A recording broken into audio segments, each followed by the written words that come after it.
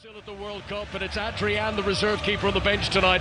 The back four, James Milner, former Manchester City player against his old club, with Joe Gomez and Joel Matip in the centre. Andy Robertson is the left back. The midfield, Harvey Elliott, Stefan Bajcetic, big night for him against De Bruyne, Rodri and Gundogan. And Thiago, who plays in the League Cup for the very first time for Liverpool. The front three, Salah, Fabio Carvalho and Darwin Núñez as we get underway. City playing from left to right, get us started. Darwin Núñez, who was really just getting going as things stopped for the World Cup. He had scored 7 goals in his last 10 games for Liverpool before they all headed off to Qatar. That's a good turn by Gundogan on the halfway line, and he releases it in front of Haaland. Keller's off his goal line. Haaland tries to chip him, and it's off target. Well, we haven't played a minute yet, Dion Dublin. What a start to the game, and Haaland with a shot already. That is a chance. That is a huge chance for Haaland. It's a lovely ball through Rodri. Haaland gets himself in between the two centre-halves and he's on goal. And Kelleher is out of the box, he's 20 yards out. All he has to do is pass it low down by his feet or chip it. It's a really horrible miss from Haaland. Horrible miss. Huge chance for Manchester City inside the opening seconds of this game. Kelleher, who came sprinting out and then went whoops and did a U-turn and tried to sprint back again, and he was mightily relieved to see Haaland's shot skew away off target. Down the other end, Darwin Núñez inside of Laporte, shooting position, left foot tries to shoot. Laporte did really well to get back and make the block, and it goes out for a corner. Tell you what, no teasing each other out. These are right back into it. The game's already stretched. We've not had a minute yet, have we? What a start to the game. I mean, Núñez there just going into the box, left hand side of the box. Really good defending. I think it was Laporte that came across. But what I did see is I seen Mo Salah running 40-50 yards, sprinting to try and get into the box in case he pulled it across the box. What a start. Chances at both ends already. We've only just begun. I think the sponsor might have delivered a few crates of their beverage into the dressing rooms before the game. Milner's corner comes in, headed by Rodri, back out to James Milner. Left hand side as Liverpool come forward. Liverpool playing from right to left as we look down. Robertson will roll it back to Joe Gomez. Gomez right-footed, spins it out towards the far side. Salah beaten in the air by Nathan Ake, and ball goes out of play. Big night for Ake, who will have been preparing all week for the prospect of coming up against Mo Salah tonight. It's been a cold day in Manchester, not as cold as it was last week, but you certainly know it's Christmas week. It's proper wintry atmosphere, and the smoke which still lingers in the air in the Etihad after that laser show ahead of kickoff. Kelleher gives it short to Joe Gomez, still inside the Liverpool penalty area. High press from Rico Lewis to put pressure on Andy Robertson. Liverpool back into the centre, and now Joel Matip wearing the gloves plays it short to Milner at right back. Haaland sprints in on Matip and sends him scurrying back into the penalty area. And City are not allowing Liverpool to bring this out comfortably, and eventually Robertson has given it away. Good pressure from City brings results. Rodri 10 yards outside the penalty area gives it to Rico Lewis on the right hand side. Lewis, who was named City's under-18 player of the year last season. And City get it back, and they have it with Ake on the halfway line. There's only so many short passes you can play when there's a squeeze that's been set, when there's a press that's been set. Liverpool trying to play out from the back there. There's only so many short passes you can play because City are waiting for that mistake. 0-0 at the Etihad, 5 live on BBC Sounds. The Carabao Cup tonight, 4th round. The draw for the quarterfinals coming up immediately after this game tonight, and we will get a speedy outcome.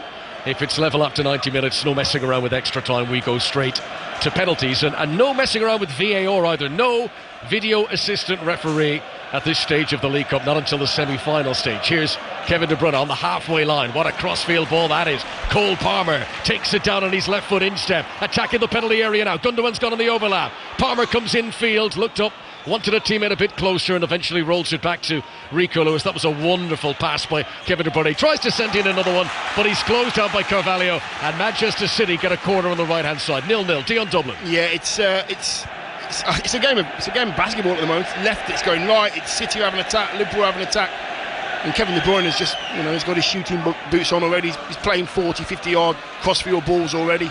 All his teammates know where he's going to be. City are trying to take control of the game. Very good start, very fast start to the game. Gundogan has come across to place the ball for the corner. It's the right hand side of the pitch as Manchester City come forward. Erling Haaland is standing inside the 6-yard box. It's played short to the edge. No one marking Kevin De Bruyne. Controls it, right-footed cross in, and then Matip with a firm forehead heads the ball away. Chance of a counter-attack for Liverpool. Elliott puts it in behind the defence. Salah tries to sprint, but Kevin De Bruyne alerts. Even though he had played the ball on the edge of the penalty area, the Belgian was the one sprinting back to roll it to Ortega, the goalkeeper. And Manchester City have possession once again. The League Cup might end up being very important to Liverpool, especially this season. Jurgen Klopp's side trailing the leaders Arsenal in the Premier League by 15 points. No team has ever won the Premier League title, having been more than 13 points behind at any stage during the season. Liverpool resume their campaign on Boxing Day at Villa. They'll be in 6th place, so that is a big improvement from the last time these sides met. When they met at Anfield in October when Liverpool beat City, Liverpool started that day in 12th. Mahrez controls the ball but shows too much of it to Robertson. Very neat and tidy defending as the Scottish international clears the ball away. But City get it back again, and they are working into their groove and beginning to dominate possession now. Yeah, they are. Liverpool like to have their fullbacks tucked in if they can, not to leave the centre-halves exposed. That does leave a lot of space on the wings for City. Crossfield balls always on for City. Liverpool have got a very good recent record against City. As Akanji's ball over the top, there's no flag. Haaland scampering onto it, controls into the penalty area. Right hand side, left foot across. Should have been the opener. Cole Palmer fluffs his lines when it was laid on a plate. The 20-year-old youngster made a great galloping run into the penalty area. Haaland was unselfish. We're getting to see a replay, but remember, no VAR, so it wouldn't have mattered even if he was offside on the replay. The flag stayed down. Haaland drilled it into him. He's got to score from there. I was trying to figure out how he actually missed this. It's a brilliant ball from Haaland, and he just plays the ball across the box, and it hits his he tries to go with the wrong foot, in my opinion. It hits his standing leg almost. He swings his right leg, but it hits his standing left leg. He actually takes it, Connor. He takes it with his left foot. Big chance. That's 2 for City now. Haaland, who should have chipped Kelleher, and Cole Palmer from 7 yards out, goal at his mercy. Big let-offs for Liverpool, which City might live to regret. Yeah, absolutely. I don't know what Gomez is doing allowing Haaland to go in, because Haaland's that clever that he went to go and then he stepped back in to get himself back on side, and then he went again. And Gomez, no pressure on. When there's no pressure on the ball, the golden rule is you stay with your runners. We haven't reached the 7th minute mark yet. There's been so much incident already as Robertson clears it out to the far side, controlled by Milner. I'm surprised to hear a few boos for James Milner, who, such a good servant of Manchester City in the past. I'm surprised he's booed on his return here to the Etihad. De Bruyne does well to hold on to possession away from young Stefan Bajcetic. And here is Akanji under pressure from Carvalho, and he decides to roll it back to the goalkeeper Ortega, wearing all orange, away to our left-hand side. Manchester City 0, Liverpool 0. 5 live and BBC sounds in the Carabao Cup. Nathan Ake brings it up to the halfway line on the left-hand side for Manchester City. Infield to Ilkay Gundogan, who had a disappointing World Cup with Germany in Qatar. Now Rico Lewis, who ostensibly is playing right back, but as City fullbacks tend to do, he creeps into a more central location. His pass was poor, but De Bruyne's made the best of it and nearly released Haaland again. Matip, with good defending, ensured there was no way through for Manchester City. Yeah, Elliott gives it to Robertson. I think that ball was for Palmer, to be honest with you. I think the ball was for Palmer, and it just caught the heels of Haaland on the way through. He was wanting the through ball, but it wasn't to be on that occasion. But Kevin De Bruyne, wow, he started incredibly well. 0-0. Let's bring in Jose Enrique again. What have you made of the opening 8 minutes here at the Etihad, Jose? Well, obviously they have a big chance, both of them, at the start of the game. I believe the biggest chance is obviously been from Haaland Palmer. They shouldn't miss that. That's the truth. And as well, what I've been seeing, obviously Lewis has been playing the right back, he's been playing more in the middle, so it's like they are always with Gundogan, Rodri and De Bruyne, they're always 4, and it's look that they don't know how to match that in the middle, Liverpool. So at the moment, City has the control. Anything can happen, but City's been the better side for me for now. If you missed the team news earlier on, no Van Dijk for Liverpool. Back 4 of Milner, Gomez, Matip and Robertson, and they've been tested early on, and City have got in behind them twice. Long ball from Laporte, that's perfectly judged for Cole Palmer. Down the left wing, has a look up. Haaland's making his way in there. Mahrez 2. De Bruyne's on the edge, tries to hit it but fluffs it, kicks it down into the ground, and it pops into the arms of Queeving Kelleher. What a ball from Laporte though to Cole Palmer there. Yeah, it's a very, very simple ball as well. It's just over the top of James Milner, and Palmer just has to control the ball, look up, see who's making the way into the box. Kevin De Bruyne decides to stay outside the box, come late. He tries to side foot it. A very difficult finish, but anybody could have done it If anybody could have done it, it would have been him, to be honest with you. But City look rampant when they're going forward, I've got to say. Yeah, 0-0. Are you surprised, Dion, that Liverpool have such a high defensive line? They are giving City room to run in behind them.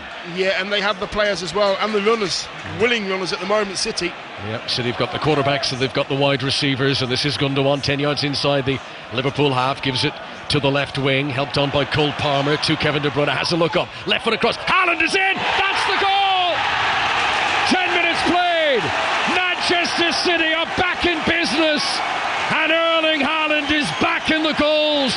Goal number 24 in a Manchester City shirt. He stood, he sat, he watched patiently during the World Cup, but now he's back in business. Manchester City 1, Liverpool 0. That's just good play from City. It's just patient play. Palmer, he actually sucks Milner in. There's a gap in behind Milner, and then all you have to do then is feed it into De Bruyne, who's made the overlapping run. Haaland does it so well. He goes out of the eye line of the defender, and before you know it, he's come across you, over your shoulders, gets to the ball first, gets to the near post, just sticks a foot out, comes off the bottom of his studs, goes in the near post. That is a perfect centre-forwards goal. Haaland didn't have a great debut for Manchester City against Liverpool in the Community Shield in the summer. He didn't have a great game when these sides met at Anfield in October. He'll be very pleased to have scored against Jurgen Klopp's side here, and Manchester City rewarded for their start to this game on the front foot. And Liverpool, Jose, let's bring you in again on this. Always a difficult job tonight. It's just become that bit harder at 1-0 down. Yeah, it's obviously a difficult start for Liverpool, but the truth is City's been deserving it. That's the truth. They're the better side. They are all over the place. Liverpool, look, it's always one player free. It looks like they're playing with 12 instead of 11. You know, it's like they are with one more player. Palmer twists and turns into the penalty area. It's a great run by Cole Palmer, but he can't find the pass at the end of it. James Milner was left hanging and dangling out of him as Palmer broke into the penalty area there, and then there's a foul on Harvey Elliott, and that's going to be a free kick to Liverpool, and play will come to a brief halt here. Kevin De Bruyne leaving the studs in, and Elliott, who's had a bad track record with injuries. Liverpool fans will always wince a little bit when they see him down, but he's back up sitting at least. De Bruyne comes across to offer some apologies, but what a start to the game. Manchester City 1, Liverpool 0. Erling Haaland back in the goals immediately, and it's been relentless from City in these opening 12 minutes. Yeah, they're just on it. You know, they're at home. They feel like they've got their comfort blanket around them. Their fans are singing non-stop. Liverpool are a little bit shell-shocked at the moment, and they are not allowed to lift their head and pick a pass because City are working so hard. A long way to go, of course, and my eyes just been drawn towards Pep Guardiola, who, when Rico Lewis took a quick throw in there, he said, whoa, take it easy, calm down, there's a long way to go here. And Liverpool, who've got that track record we mentioned, unbeaten in the last 5 games in a row against City. Guardiola has had a few false dawns in recent times, and he certainly won't be taking anything for granted just yet. He's way out of his technical area here. He's almost on the pitch, Guardiola, and he's doing, as he does, that frantic shaking of fingers. And, you know, I assume the players know what he means when he does that. He's just wagging all digits at the same time. Robertson for Liverpool, just inside the Manchester City half, gives it to Carvalho. Good challenge from Rodri, shuts that down. City regained possession.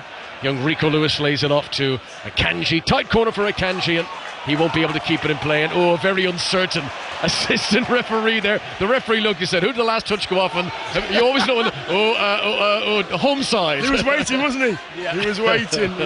Referee, what do you want me to do? What do you want me to do?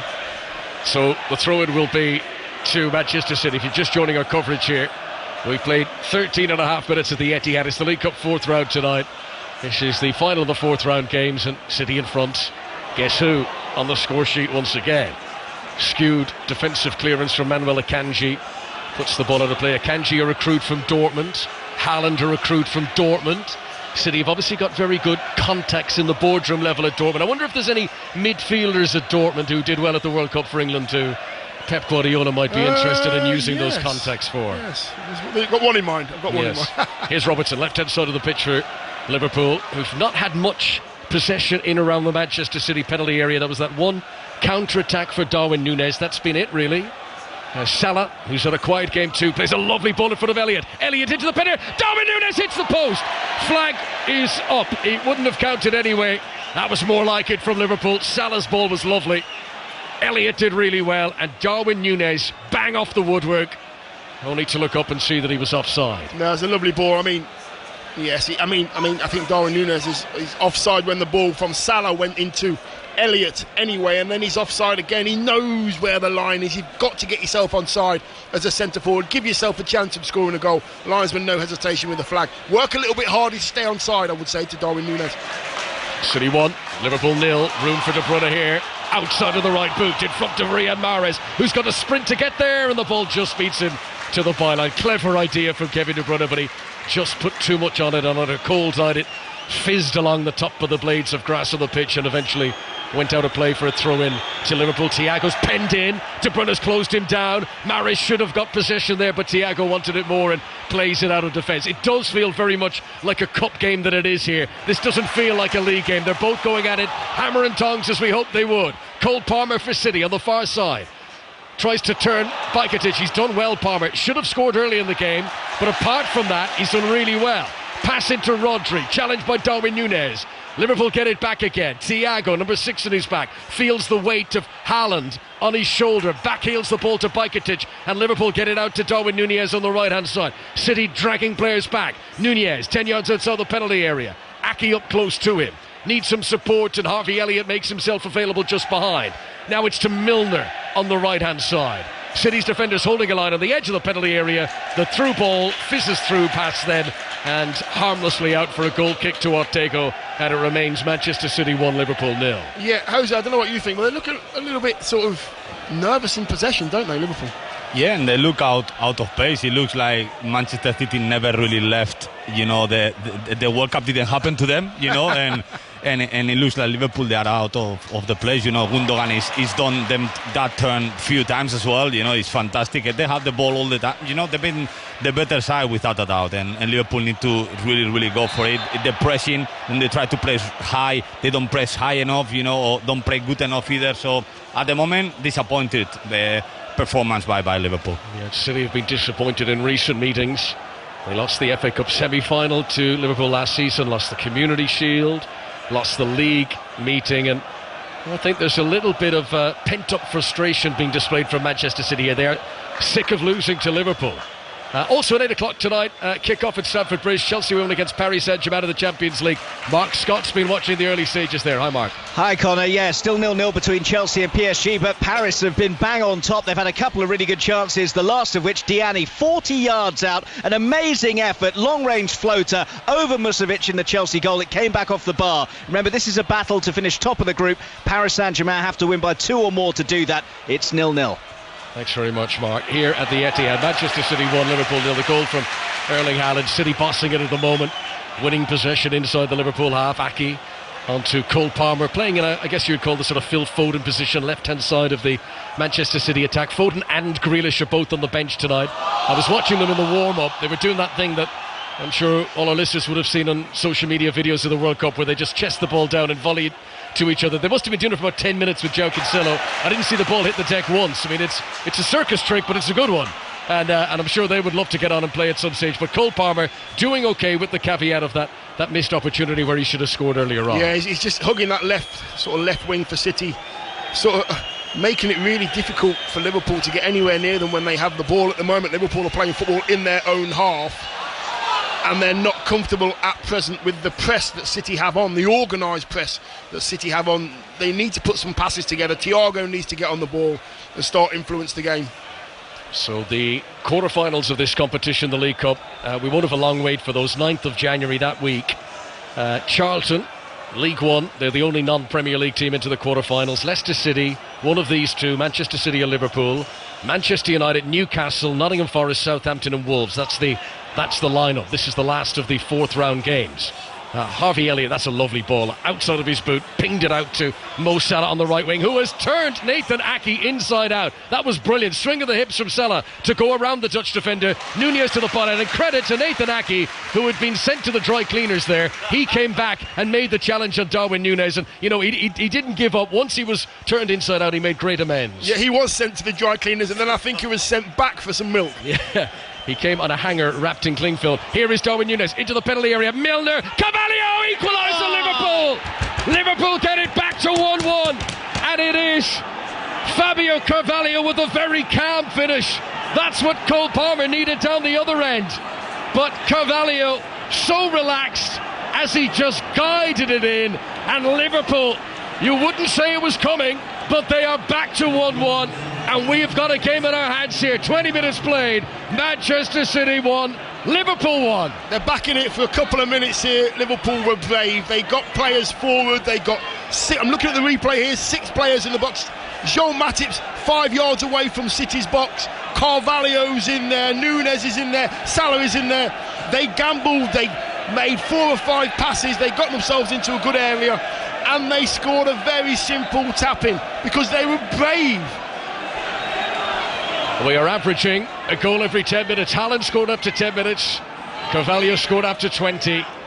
Where does the pendulum swing next in this Carabao Cup 4th round tie? Laporte looks for that outlet ball again to Cole Palmer on the left wing. He's played another very good one. Palmer's kept it in play. Down by the corner flag, left-hand side. Milner been dragged to sprint back and remain goal side of him. Gundogan will give it infield to Rodri. And City trying to recover from what is no doubt a setback here. City, who had been in control of this game. Pep Guardiola will be very disappointed the manner in which Liverpool have been allowed back into it. Credit to Carvalho for taking the chance when it came his way, but Pep Guardiola will be thinking, hang on, how have we allowed them that chance given the way the game was going? Yeah, and it's when there's one goal in it, it doesn't matter how well you're playing. If you only one goal, then you've got a chance of being pegged back. So Liverpool have got a bit of wind in their sails now. Darwin Núñez sprints down the right-hand side, but the ball beats him to the sideline, and that will be a throw-in for Manchester City, left full-back position for them. 1-1. Laporte has got across to gather the ball, but he will now throw it to Nathan Ake to take the actual throw-in. Ake clears it up towards the halfway line. Joel Matip beats Erling Haaland in the air. Haaland, whose name we've hardly mentioned since the goal he scored. He's not really had a touch, has he, since scoring 10-12 minutes ago. Caoimhín Kelleher, wearing all black, launches it right-footed down the right wing. Liverpool, you can tell, are trying to get Salah into the game a bit more. Ake deals with him well on this occasion. Gives it infield to Gundogan, back to the edge of the penalty area to Laporte, and now to the goalkeeper, Stefan Ortega, who was an interesting signing in the summer. Free transfer from Germany. His contract had run out. His team had been relegated. Arminia Bielefeld, and here he is, delighted to come and be the understudy to Edison at Manchester City, and to be in the starting lineup for this game tonight. Carson, by the way, Scott Carson is the Liverpool substitute. A former Liverpool player is the Manchester City replacement keeper tonight. So City just slowing things down now inside their own penalty area with Laporte. Yeah, I think they've slowed it down a bit because they're finding it difficult to get out their own half, as Liverpool have now got the wind in their sails, as you mentioned, Connor, and they're looking to squeeze Liverpool and make it uncomfortable, squeeze City and make it uncomfortable for them in their own half, which is how they got their goal. Last time these sides played here, City went in front after 5 minutes. Kevin De Bruyne scored. Well, Liverpool came back 2-2 in the end in the Premier League in April, and City have had the lead tonight, but find themselves once again on level terms. Here's Riyad Mahrez. He's had a quiet game too, veering in off the right wing and playing that outlet ball to Cole Palmer on the left-hand side. Controls it level with the edge of the penalty area. Darts towards the byline. Dummies once. Sends it across. Haaland's a whisker away. It was flicked on by Mahrez, and if anything, that took it a little bit further away from Haaland. But he tried to get on the diving header, and then down goes Rico Lewis, and he's won a free kick for his team. Free kick to Manchester City near the corner flag. They attack down the right-hand side. Another chance for Haaland. Yeah, brilliant chance. I mean, Rico Lewis there putting Carvalho under serious pressure in his own box, making sure he can't turn and face the play, and making sure that he gets a free kick as well in a very, very dangerous area. Sort of 5 yards away from the right-hand side of the corner flag, Liverpool's end. De Bruyne and Mahrez are over it. There's Kevin De Bruyne, the right-footed out-swinging option. Riyad Mahrez, the left-footed in-swinging option. Liverpool have brought everyone back into the penalty area to defend this. It's effectively like a corner kick. Free kick near the corner flag on the right-hand side. Haaland waits in the middle. De Bruyne plays it in, bounces off a few players. Ake tries to pounce. There's a touch away by Robertson, but Liverpool haven't fully cleared their lines. Cole Palmer crosses from the left-hand side. Good ball in, but Caoimhín Kelleher runs out to round about the penalty spot and holds onto the ball well. and then immediately bolts it out low. And Liverpool, you can see, are trying to inject a bit of pace into the game now. They've come from 1-0 down, and they fancy taking the lead for the first time tonight. Robertson, ball into the midfield was high risk, but Thiago received it well ahead of his Spanish international colleague Rodri. Thiago will bring it up to the halfway line. Rodri jogging back in his wake. Liverpool give it to the right-hand side to James Milner. Back into Thiago again. This is Harvey Elliott. 12 yards inside the Manchester City half. Good atmosphere in here tonight. I believe there's over 7,000 Liverpool fans as Salah gets into the penalty area. Right-hand side, Ake slips but just gets us a touch, and the whistle had blown anyway. I think it's a pull on the shirt. Salah on Ake, and that's a free kick to Manchester City inside their own penalty area. Dion Dublin. Jose, this is what you want to see, isn't it? A bit more pace in Liverpool's game. Yeah, definitely. Since they scored, it looks like they are back a little bit. You know, they started really bad. They couldn't press properly. I think they realized, like I was mentioning at the start, with Lewis, obviously the right back getting more inside. Now Darwin is actually helping the midfield when he wasn't. He was with the centre backs, and they were all over the place. And since they scored, obviously they've been much better. It's true that Palmer is causing a lot of problems to Mille. I think he needs a little more help from Elliott there. But apart from that, I believe obviously it's a good 1-1 for Liverpool. Well, maybe City deserve a little bit more. Palmer's cross from the left-hand side is blocked and goes out for a Manchester City corner. Corner to City on the left-hand side, 1-1. 25 minutes played, it's been fun so far. I think they've looked at that as well. They've looked at Palmer against Millie, young against old legs. You know, I think they've looked at that and thought, well, you stay out wide because Millie's going to have to tuck in next door to his centre halves. You stay wide and we'll get lots of ball to you. James Milner turns 37 in January. This is his 21st season as a Premier League player. Incredible, really. And he's been made to work tonight against young Cole Palmer. His corner kick is played to Palmer, who was unmarked in the penalty area but couldn't get a clean shot away, and it ricochets out for a throw into City on the left-hand side. Good inventive corner kick there, and Liverpool just allowing Cole Palmer a little bit of room, but when he tried the shot, too many bodies between him and the target. Kevin De Bruyne holding the ball for the throw-in, but he will leave it for Nathan Ake. I wonder how many miles the managers get through pacing up and down. I'm watching them both with their arms folded in their long jackets, and they're not looking at each other, head down on the floor.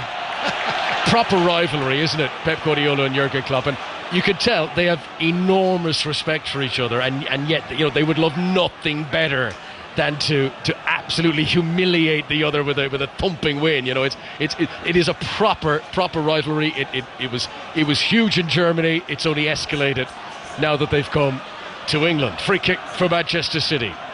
10 yards back from the byline, left-hand side, right out by the touchline. Much movement, much jostling for position in around the 6-yard box. As De Bruyne plays it in swinger, Kelleher does well. Jumping, catching cleanly, and then right-footed, clearing it out, and he was trying to do one of those Alisson assists for Salah, and it doesn't quite work. He's pumped it all the way down to the opposition goalkeeper, Stefan Ortega. It was the right pass to try and make, though, because Salah's, you know, he got ahead of it. I think he got ahead of Ake, and he beat him for pace. He's still in his own half, and he tried to time the strike of the ball, so it went in Salah's path. He just caught it wrong, but I think the pass was the right pass, execution not quite there. Yeah, Caoimhin Kelleher, who's playing for only the second time this season for Liverpool. His only game before tonight was in the last round of this competition. I remember commentating at Anfield that night when Derby County brought Liverpool, a much different Liverpool team that night. It was a team of youngsters, brought them to penalties, and Caoimhin Kelleher saved 3 penalties in that shootout to knock Derby out of the competition. And he is now, when you think how young he is, how little he's played for Liverpool, he is now, in the entire history of Liverpool Football Club, he is the goalkeeper who has saved more penalties and shootouts than any other Liverpool keeper, Caoimhin Kelleher, already. This is Robertson, back to Joe Gomez. Kelleher, who was the hero in the final, of course, last season when he started. And Liverpool trying to come forward down the left-hand side. Rico Lewis does well to nudge it into Akanji, and Gundogan gets it back again. Well, if you're joining our coverage late here, City scored early. They were thoroughly dominating proceedings, but Liverpool have got it back to 1-1, and it's a much more even game now, and Liverpool are having a lot more of it in the City half. But now, chance of a counter-attack for Pep Guardiola's side as Cole Palmer comes down the left. He's got De Bruyne outside him. It's a poor cross by the Belgian standards. It's too close to the keeper, and Caoimhin Kelleher makes the save. Yeah, easy one for the keeper, that one. I think James Milner, I'm looking at James Milner now, far side of the pitch. He's looking at his knee or his hamstring. I think he might have injured himself in trying to intercept that ball over to to Ake, but I've been very impressed with Rico Lewis, I've got to say. Got 82 on his back. He's playing right back for City, and he's dropping into midfield, and he's playing, and he's 18 years old. Yep. Amazing. I remember being here for the Sevilla game, and I thought, wow, he looks so good. And it was a little bit of a dead rubber of a game. City had already qualified, and maybe a nice game for a player like him to come into, but he did so well. He scored a goal in that game. He looks very accomplished as Gundogan makes a half interception in the midfield, but he can't hold on to the ball. Darwin Nunez picks it up. Good run from Darwin Nunez. Manages to shrug off Rodri, but runs into Laporte, and Laporte makes the challenge, but City give it away. Harvey Elliott for Liverpool, midway inside the Manchester City half.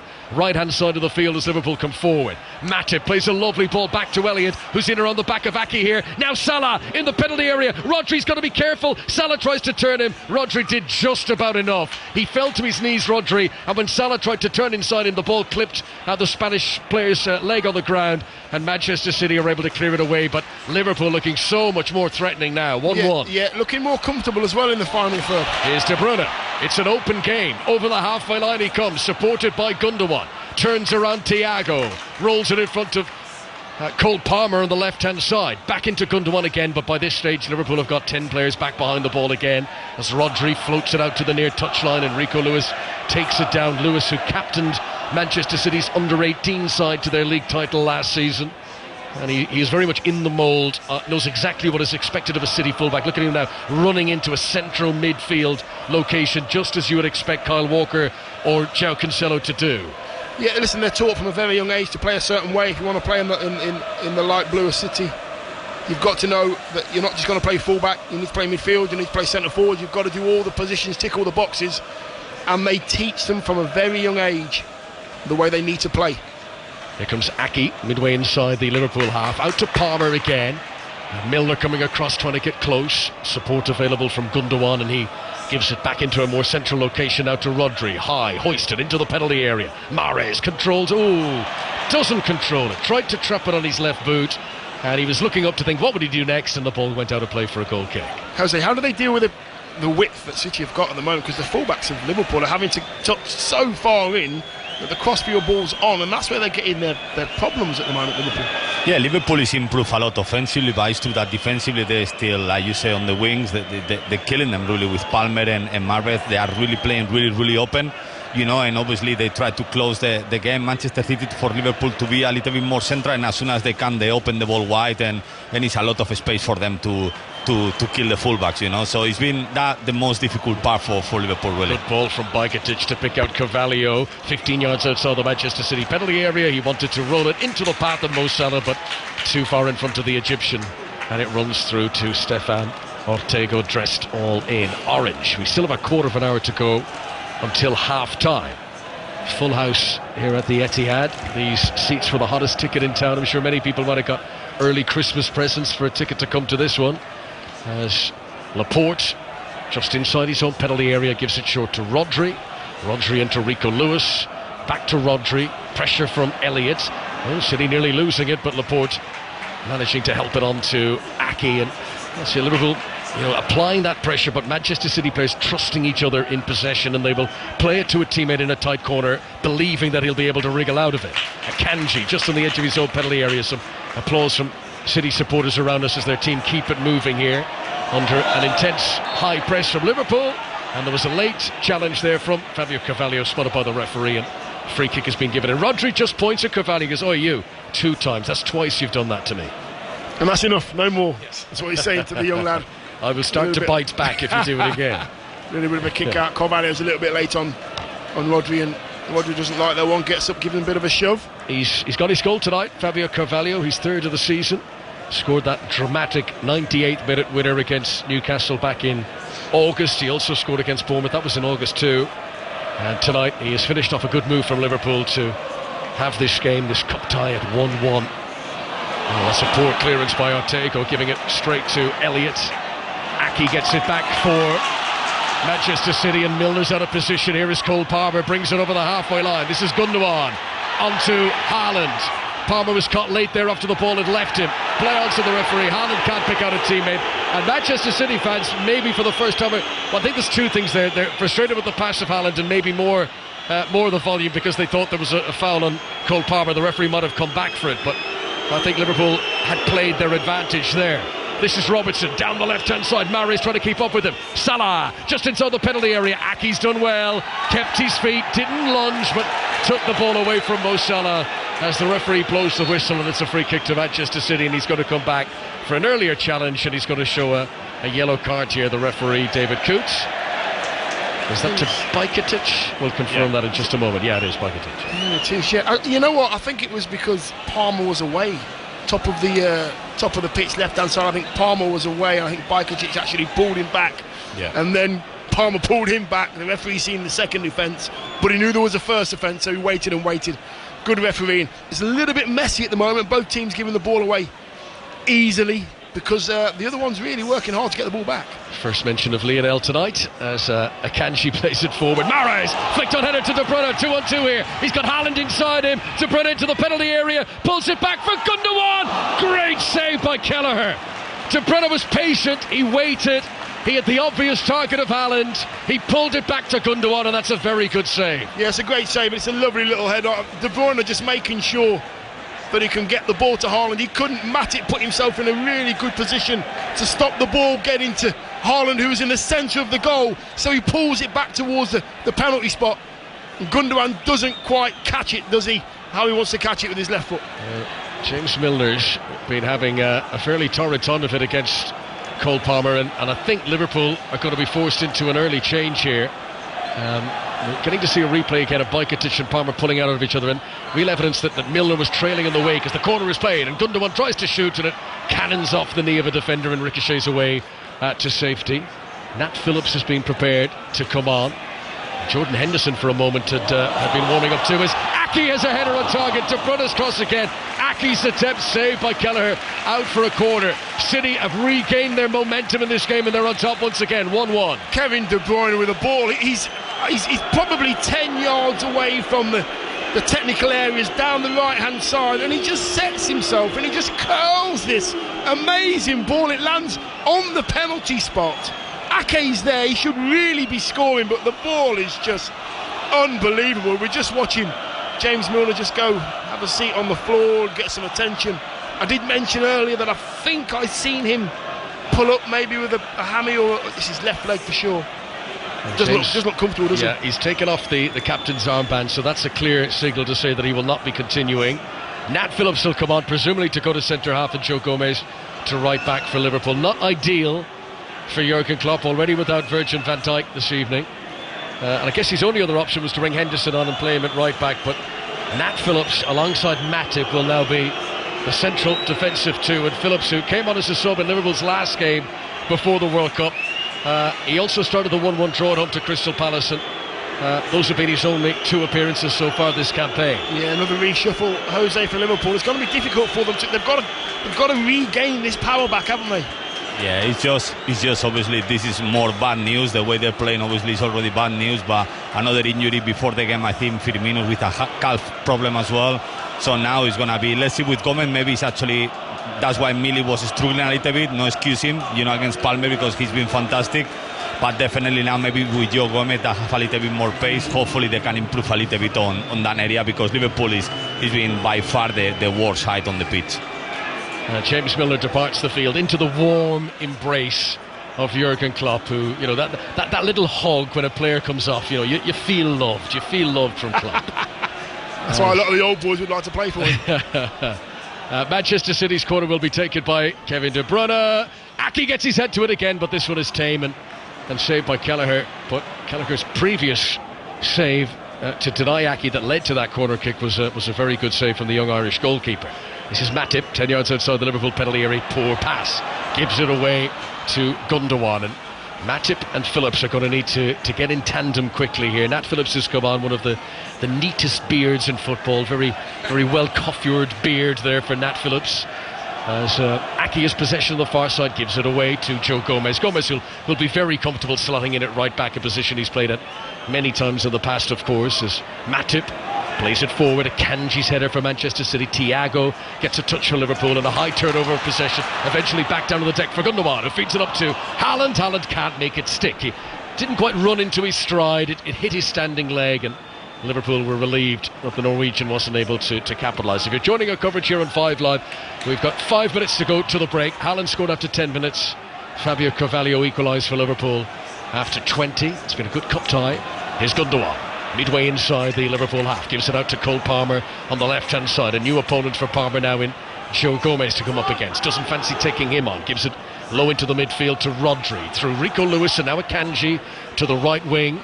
And Riyad Mahrez. This is all midway inside the Liverpool half. All 11 players back behind the ball for Jurgen Klopp's side. Klopp standing down in the technical area with the hands firmly clasped behind his back. Bright white runners, all else is black. Ball into the penalty area from the left-hand side was intended for Riyad Mahrez, and he just couldn't get there, and it goes out for a goal kick to Liverpool. Yeah, comfortable possession for City there. De Bruyne is just popping up on the left-hand side, the right-hand side. He goes where he wants to go. He affects the game wherever he goes as well. It just leaves Rodri and Gundogan to do what they want in the middle of the park. They're overloaded as well because Rico Lewis is going in there. So lots of ball for City in that midfield area. 5 Live from the BBC. We are live tonight on BBC Sounds and on the BBC Sport website and app as well, as Robertson gives away possession inside his own half. Here's Rico Lewis, 15 yards outside the penalty area, gives it to the feet of Erling Haaland to the right hand side. Mahrez steps into the penalty area. Robertson's got to be careful here. Mahrez tried to go between him and Bajcetic. Bajcetic did well. Last touch off Mahrez, goal kick Liverpool. Yeah, that's Mahrez. That's what he wants. He wants one-on-one. Good job that Bajcetic did come across and help his fullback out, because he likes one-on-ones, Mahrez. When he gets double marked, it's really difficult for him to get any end product at all. So Matip brings the ball out of the penalty area for Liverpool, gets all the way up to the halfway line, rolls it to Gomez on the right hand side. Ball on the top. Darwin Núñez had timed his run very well. He's onside into the penalty area, shoots across the face of goal and wide. Good pass, good run. Shot just not the right angle from the Uruguayan. Yeah, that's where you need a cool head. He does everything right there, Jose. I think he's offside actually. I'm just watching the replay. He might be offside, but that's what you want more of from him. Yeah, exactly. That what we were talking about, a player that when you have that chance, that's what you need in a world-class team. You know, you need a player that finishes that off. It wasn't easy, don't get me wrong. It was a very difficult one, but you expected a better hit from him. But like you mentioned, I believe he was offside as well. 1-1 at the Etihad. It's living up to the expectations so far. We hoped it would be an entertaining game. It is. We hoped it would be end-to-end. We also expected there'd be a bit of needle between them, and that has come to fruition too.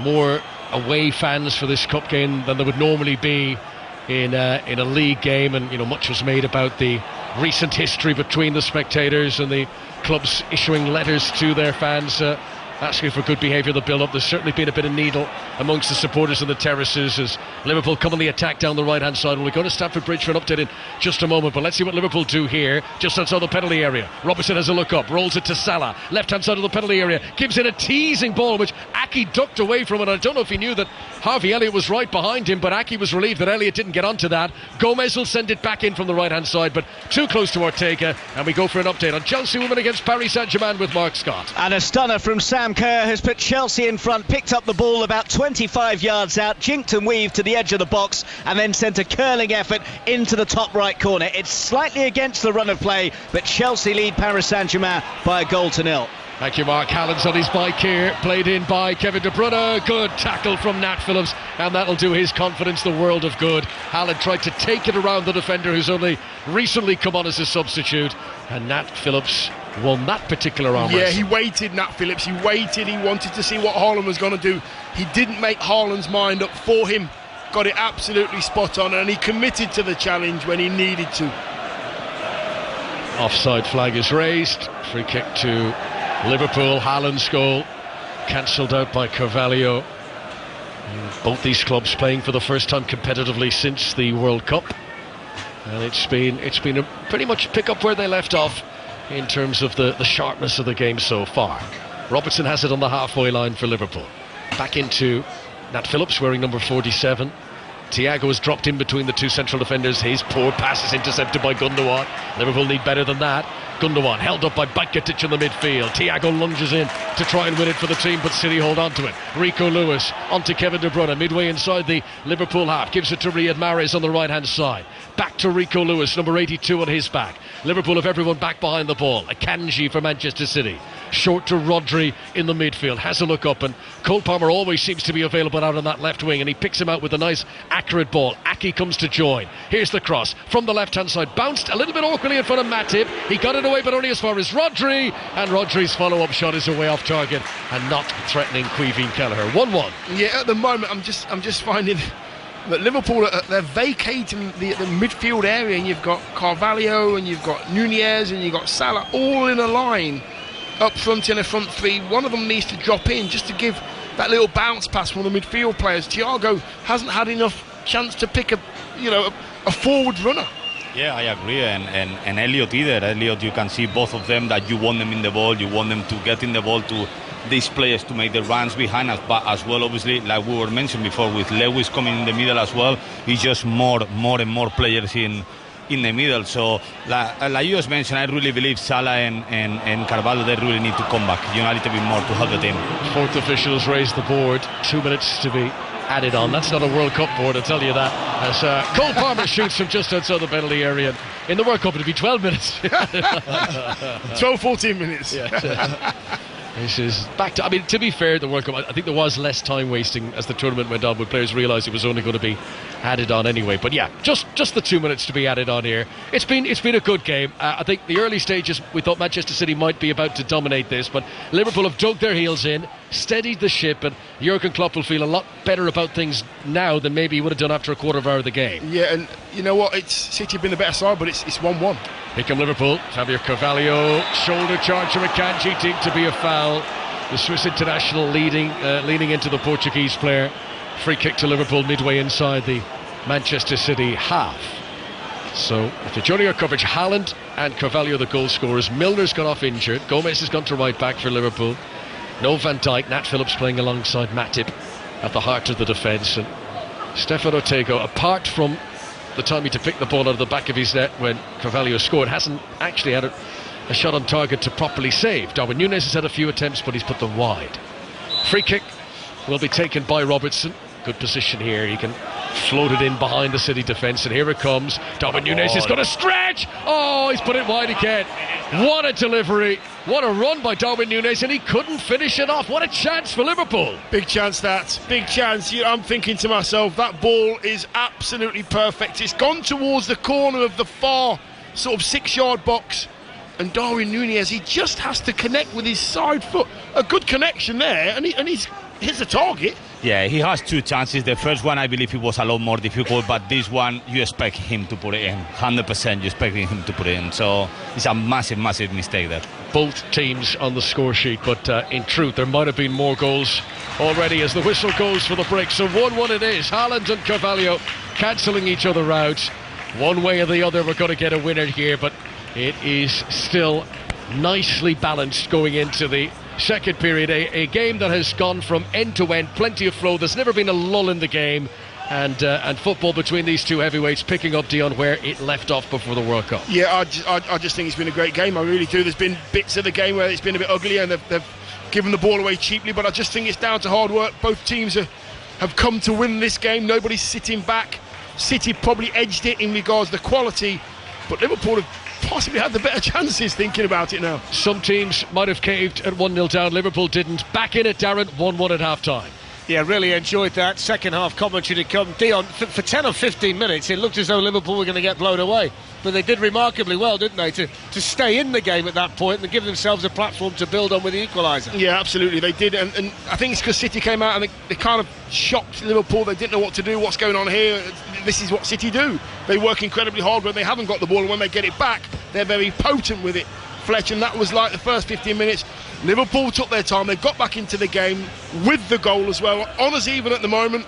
If this was a boxing match, it had probably been stopped in the first 15 minutes, without a doubt, because City have been so good. But Liverpool have jabbed their way out the corner, and they have deserved to get back in this game at 1-1. All the creativity, the boxing puns there from Dion Dulin did remarkably well. I mean, what if you were going to criticise Manchester City, Jose, in the first half? It's unlike them to get themselves in as many advantageous positions in the final third and not quite find the right final ball. They've done it on 2 or 3 occasions and wasted opportunities, but they've also been slightly guilty of not maximising what they've created.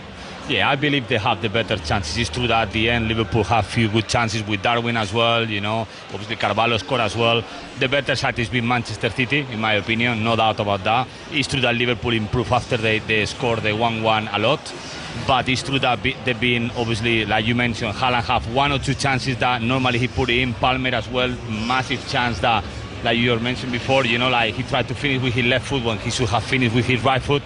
Don't know. I think, like I said, Manchester City the better side, and Liverpool should be very, very happy with the draw for now. Dion, it's always great to see the superstars perform, but it's always good to see players come into a team and be given an opportunity. Two fantastic performances first half on either side. Quivine Kelleher in goal for Liverpool has been outstanding for them. And Rico Lewis, a young player you picked out, playing almost that Cancelo role, a quasi-central midfield full-back position, depending on whether they've got the ball or whether they haven't. Two young players who have had brilliant 45 minutes. Yeah, you know what? Rico Lewis, for me, 18 years old, he can still play in the under-19s if he wants to at this football club, but he's playing with such maturity. And I think that goes... that's our game at the moment. I think our game, we have so many young players, 17, 18, 19, they're looking like seasoned pros. He's playing alongside Gundogan and De Bruyne. He looks that good because he is playing alongside those kind of players, and he's learning so much. Yeah, it's true, but at the same time, what I like him a lot is like when they don't give him the ball, he actually gets mad about it. That's with 18, and you are playing with Kevin De Bruyne, Gundogan, and that have that kind of personality and say, hey, listen, give me the ball, that I'm going to give a good pass, I'm going to do something good for the team. It's been fantastic. So 1-1 at half-time, second half commentary to come. Don't forget, before we finish tonight at 10:30, we'll let you know what the quarter-final lineup looks like, because the draw takes place just after 10 o'clock as well tonight in the EFL Cup. Not the only game taking place this evening, because Chelsea women are taking on PSG in the Champions League as well. It's half-time and Mark Scott's watching it. And it's Chelsea 1, PSG 0 at half-time. Darren, a super Sam Kerr strike has put them well on course to win the group, something they do as long as they don't lose by 2 or more goals. PSG had actually made a better start. Baltimore hit one just past the post, and a delightful Diani effort from 40 yards out hit the crossbar. But Emma Hayes' side did improve towards the end of the half. Lauren James only prevented from putting them in front by a fine save from Bouhaddi in the PSG goal. But nothing she could do to keep Kerr's cracker out, which makes it Chelsea 1, PSG 0 at half-time. Thanks, Mark. So Manchester City 1, Liverpool 1 is the half-time score here at the Etihad. Second half commentary to come, plus a little bit more between now and then. That's after the latest news from Jill McKenzie. Listen on BBC Sounds. This is BBC Radio 5 Live. Thank you. Good evening. The Scottish Parliament has approved a new law making it quicker and easier for people to change their legally recognised gender. Supporters say it's just simplifying the process. But the UK government has threatened to block the new law, citing concerns about women's safety. Conservative MSP Rachel Hamilton is also worried. Anybody can get a gender recognition certificate and get into the space, the safe space, the single-sex spaces of women and girls. And that could be in settings that are for very vulnerable women. Ambulance staff in 5 regions of England will strike again next month. Unison members will walk out on the 11th and 23rd of January. The union says it's because the government is refusing to negotiate over pay. Unite members in Wales have also voted to strike. The government has capped next year's price increase for regulated rail fares in England at 5.9%. They'd normally go up in line with July's inflation rate, which was more than 12%. It's still one of the biggest increases on record. Meanwhile, passengers on TransPennine Express have had another day of disruption after a problem with rostering software yesterday. The company couldn't match staff with trains, meaning another 70 services were cancelled.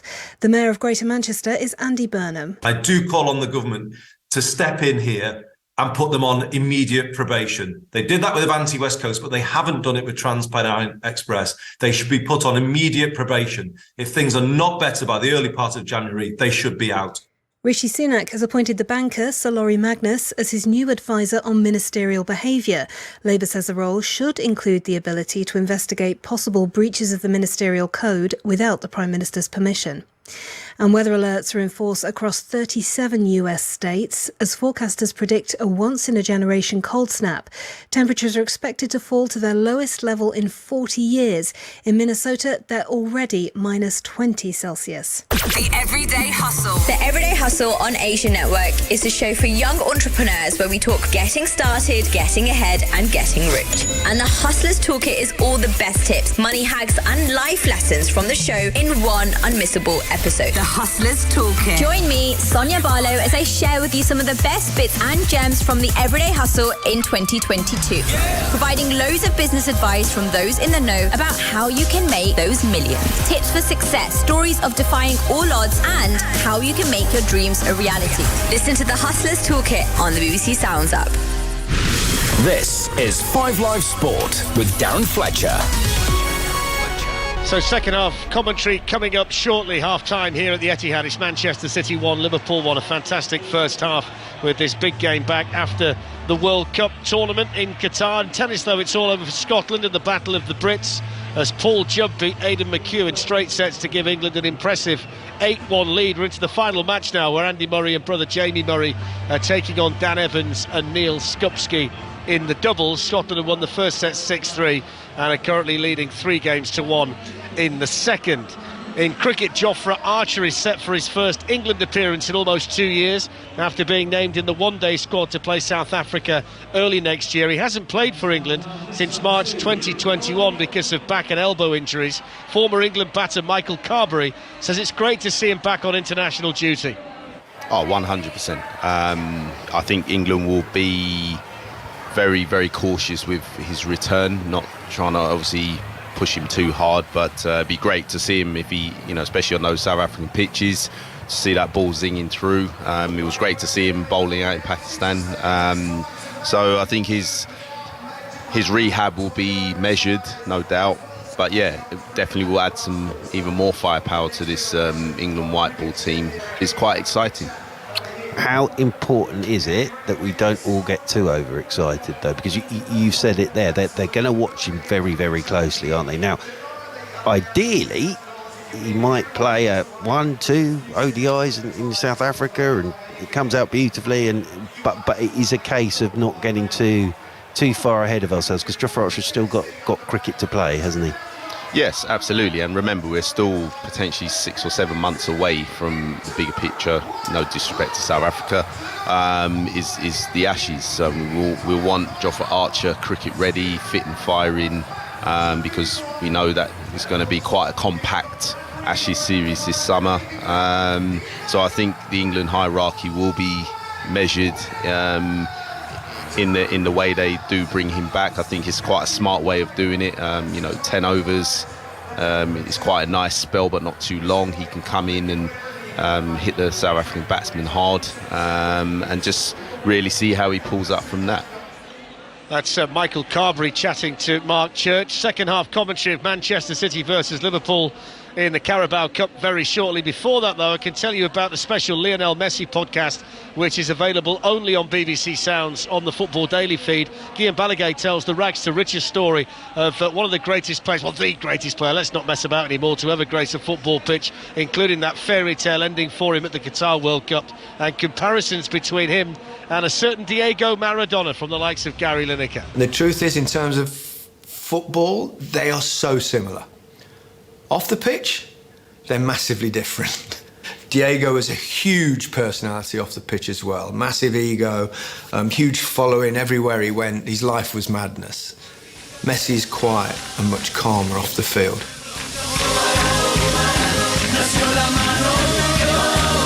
Maradona, from the very moment he arrives, people realise this is... I mean, his nickname immediately was El Pibador, the golden urchin, the golden child, the golden boy. Journalist Jonathan Wilson. It's that he looks like the ideal of an Argentinian, and he has this very dramatic life story. And so I guess that's the pressure. He is always being compared directly to Maradona, but until he wins a World Cup, he's never going to match him for Argentinians. Argentina haven't won the World Cup since Maradona's dazzling display in Mexico '86, but would the Argentinian dream team of Messi and Maradona be able to end that long streak? is the summer of 2010 and the sound of the vuvuzelas drones out across South Africa. Argentina are heading to that summer's tournament once again as main contender. This time, Messi is the team's talisman and Maradona is the head coach. Here's the Argentinian football writer, Cristian Martin. Leo always wanted to win something with Argentina. He said many times that he will swap all his individual awards for winning something with Argentina. And as it turns out, he didn't have to, did he? Lionel Messi, the story of football great, narrated by our Spanish football journalist Guillem Balaguer, out now only on BBC Sounds. The Liverpool substitutes are out there. Second half commentary on the way from Connor and Dion, but this is going to be a festive period like no other for many involved in football, with the Premier League returning on Boxing Day after shutting down for the World Cup. Either way, it's always a very involved time of year for those who play professional football. Dion, Jose, what was Christmas football like for you? I suppose you knew you were going to train on Christmas Day, play on Boxing Day. You've got to make sure you got everything timed just to perfection, Jose. Obviously, my first year in Newcastle, I said, what is this? Playing in Christmas? I wasn't used to, because in Spain you never play in Christmas period, but obviously up to the years after obviously I've been 9 years in the UK playing. I loved it actually. I loved it because it's a culture here, the fans love it, and you get used to it, and I love it, and you still have time to enjoy yourself as well with the families.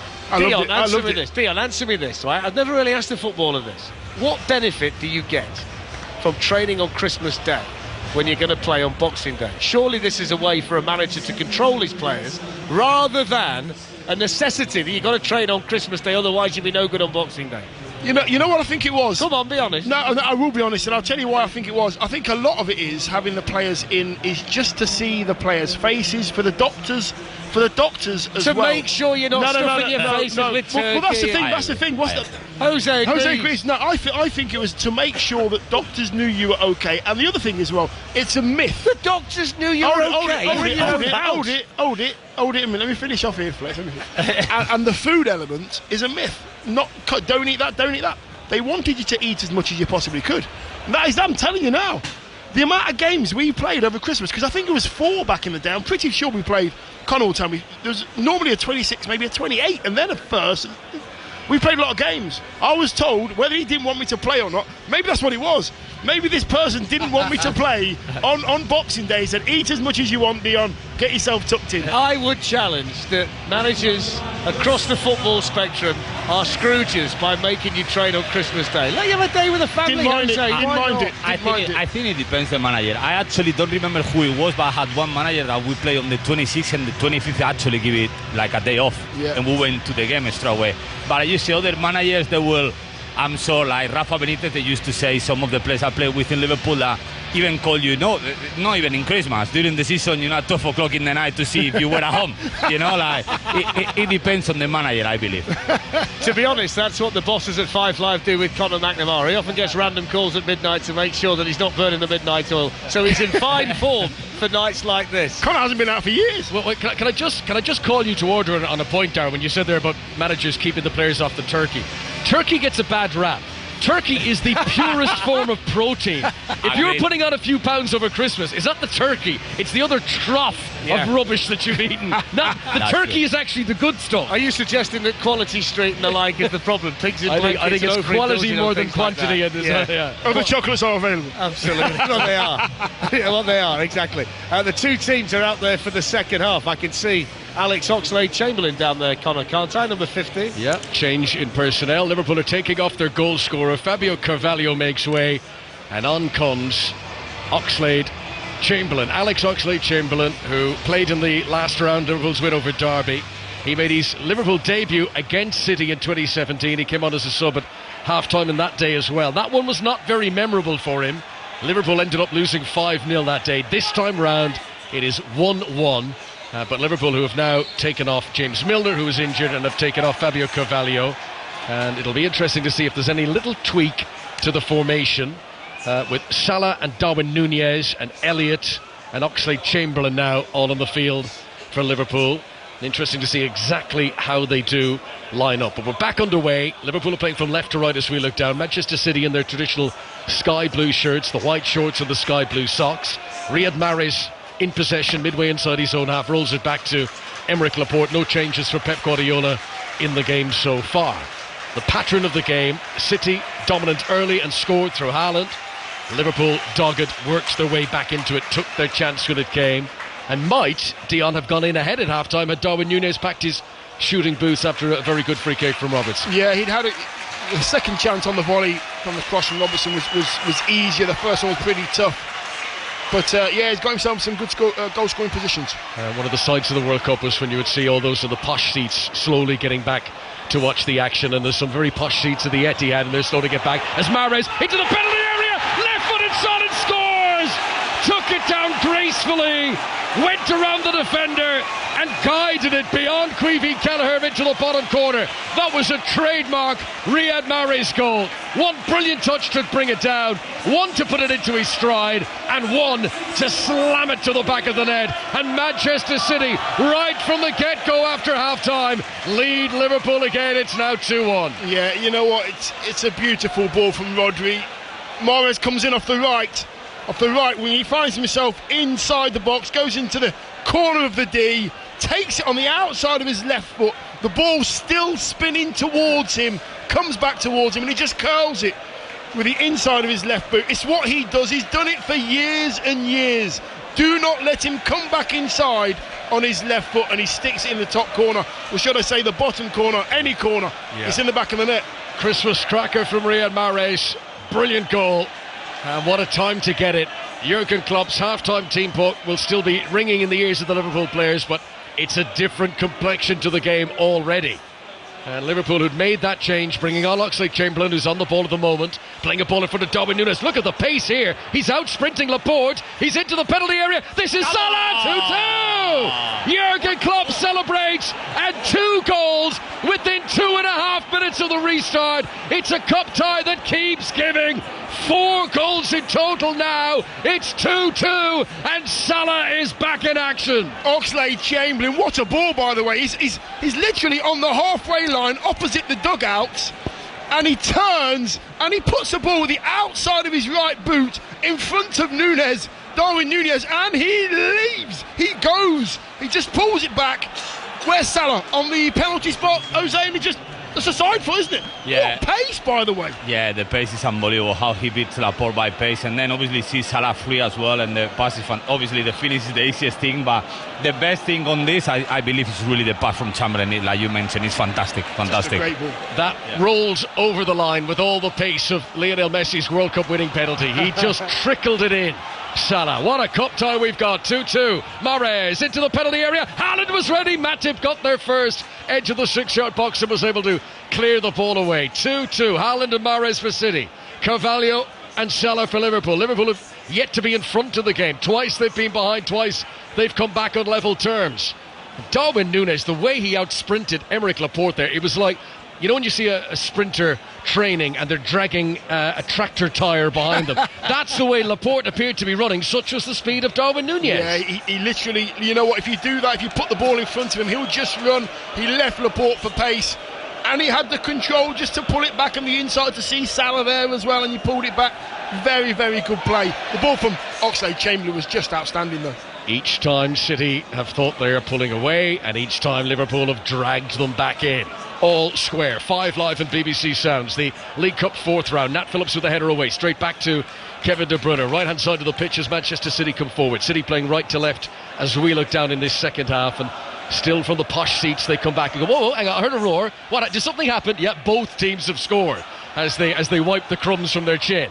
As Elliott looks to clear the ball away, and Gundogan bravely nips in ahead of him and regains possession for Manchester City. Crossing position on the left-hand side. Salah's back helping out the defence too. City keep it alive. Aki back to Laporte. Ball into the midfield to the feet of Rodri. Has a look up, sees that Mahrez is in that position again, wide out on the right hand side, but City keep it in the midfield for now. Now Akanji gives it to Mahrez.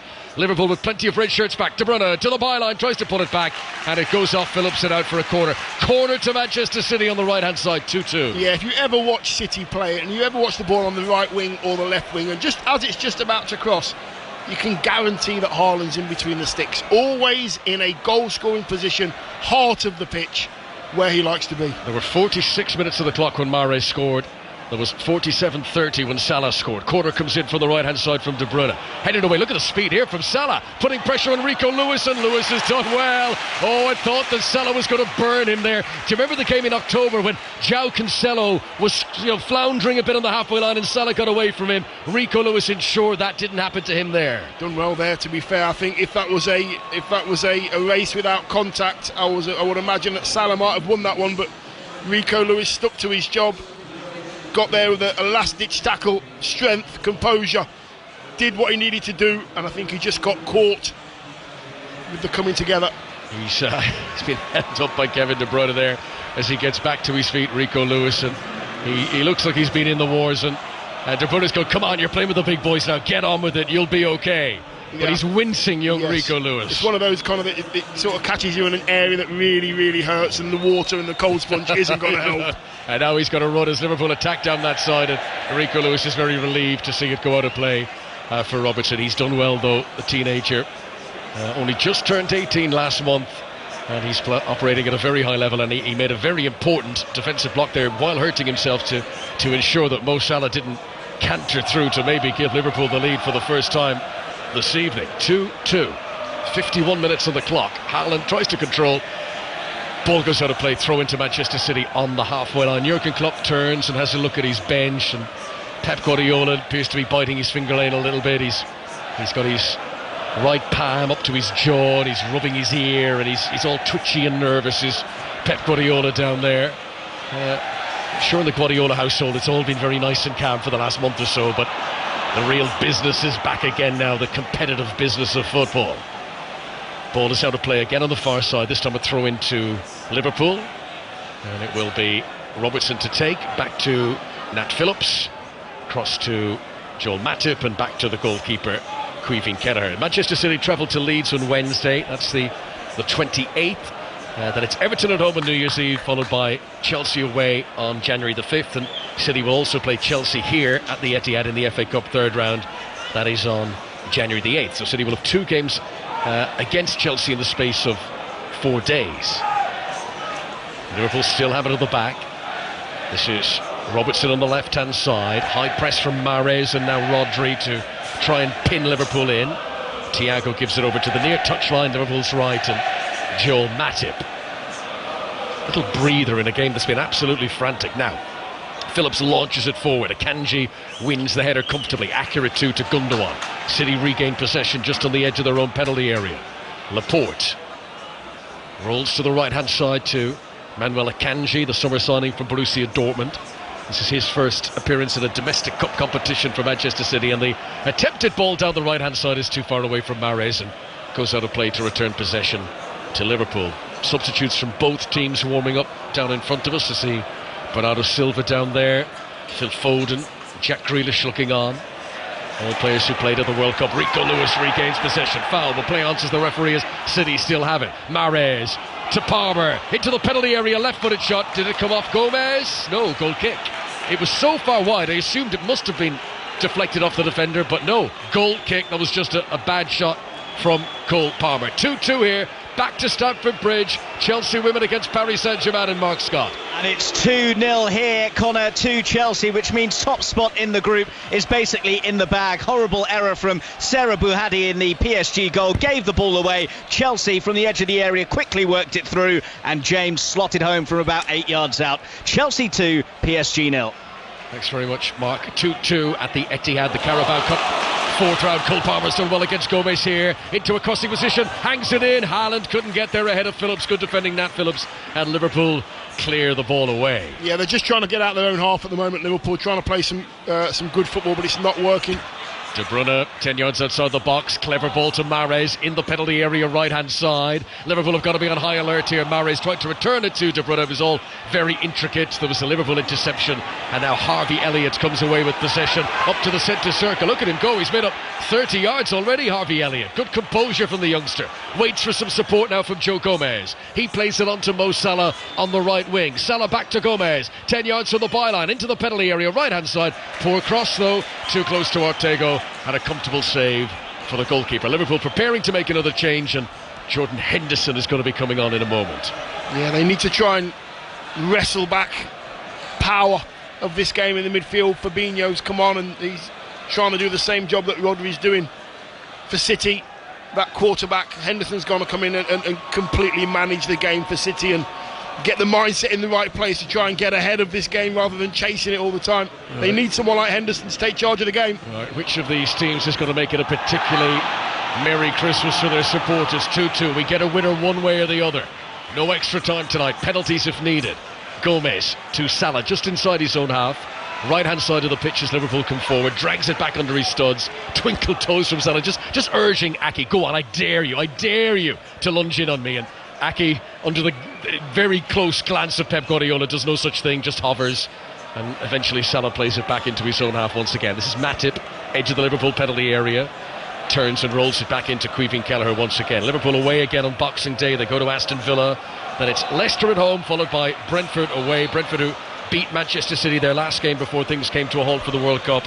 And Liverpool's FA Cup game is against Wolves. It's at Anfield. It's Saturday 7th of January. Here's the change. Harvey Elliott, who's run his socks off tonight, goes off, and on comes another of the World Cup players, Jordan Henderson, into the midfield for Liverpool. Yeah, I think that's a clever move. I think it's just a good head in there, making sure that they don't keep going behind. Ortega to the edge of his penalty area, was afraid to catch it in case he was outside the box, and he skewed his clearance away with his right boot. That wasn't great. Oxlade-Chamberlain picks it up, but he's well dealt with by young Rico Lewis, who's having a very good game, and Manchester City clear away. There's a foul on Haaland, but the referee waves play on because the Norwegian managed to shuffle it on to Cole Palmer on the left hand side. Haaland now makes his way into the penalty area. Palmer gives it to Gundogan in the middle of the midfield.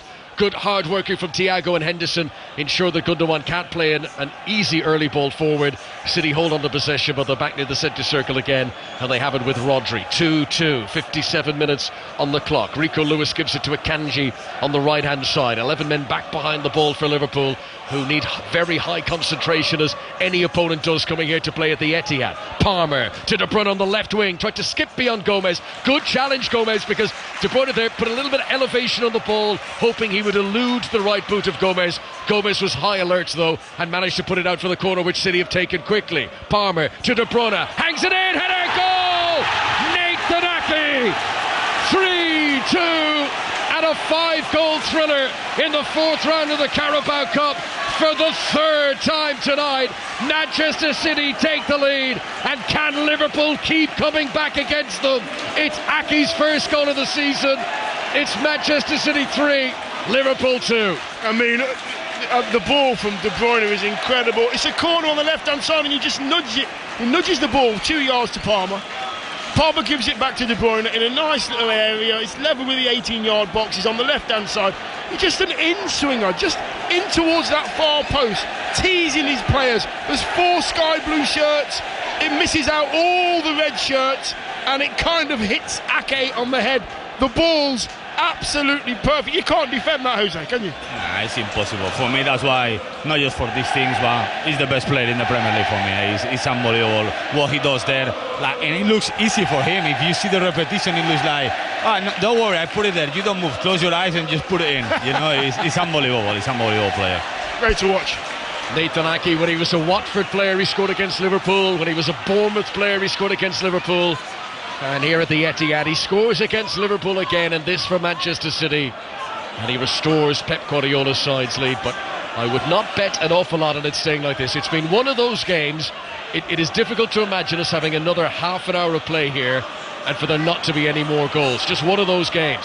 Darwin Núñez jumps away from Akanji, who's been hurt in the challenge. Ake waits for Ortega to come to the edge of the penalty area, and the goalkeeper falls on it, but Akanji's got a problem here.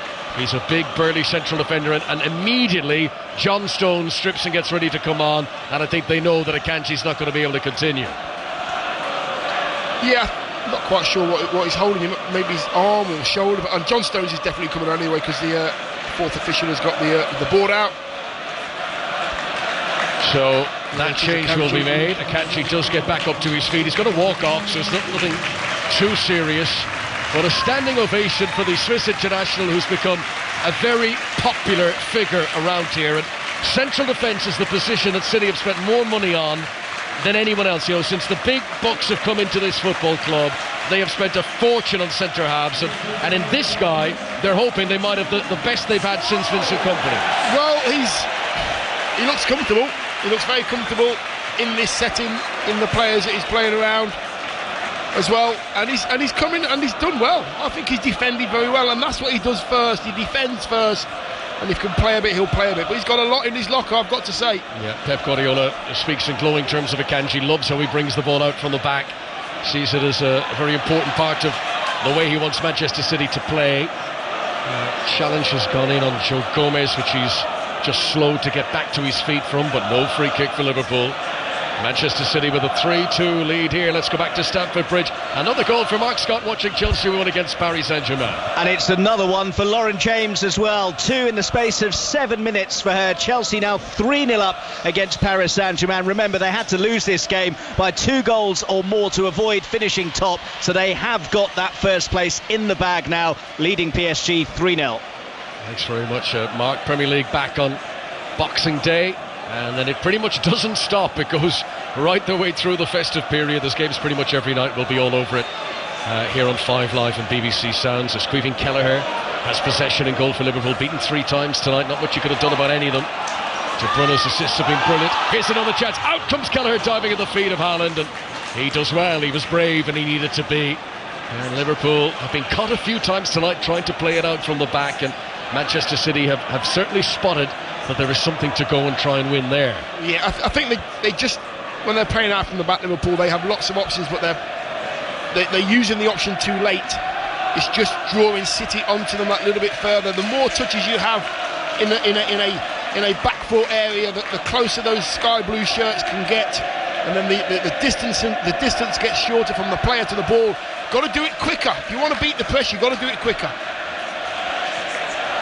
Ball's played forward by Kelleher up to the halfway line. Header won by Aymeric Laporte, and he's picked out Kevin De Bruyne to left-hand side for City. Tries to cross. Matip stretched out one of those long spidery legs of his and made the interception. Good tackle in the midfield from Gundogan. The pace of this game has been top drawer tonight. Gundogan back to John Stones just inside his own half.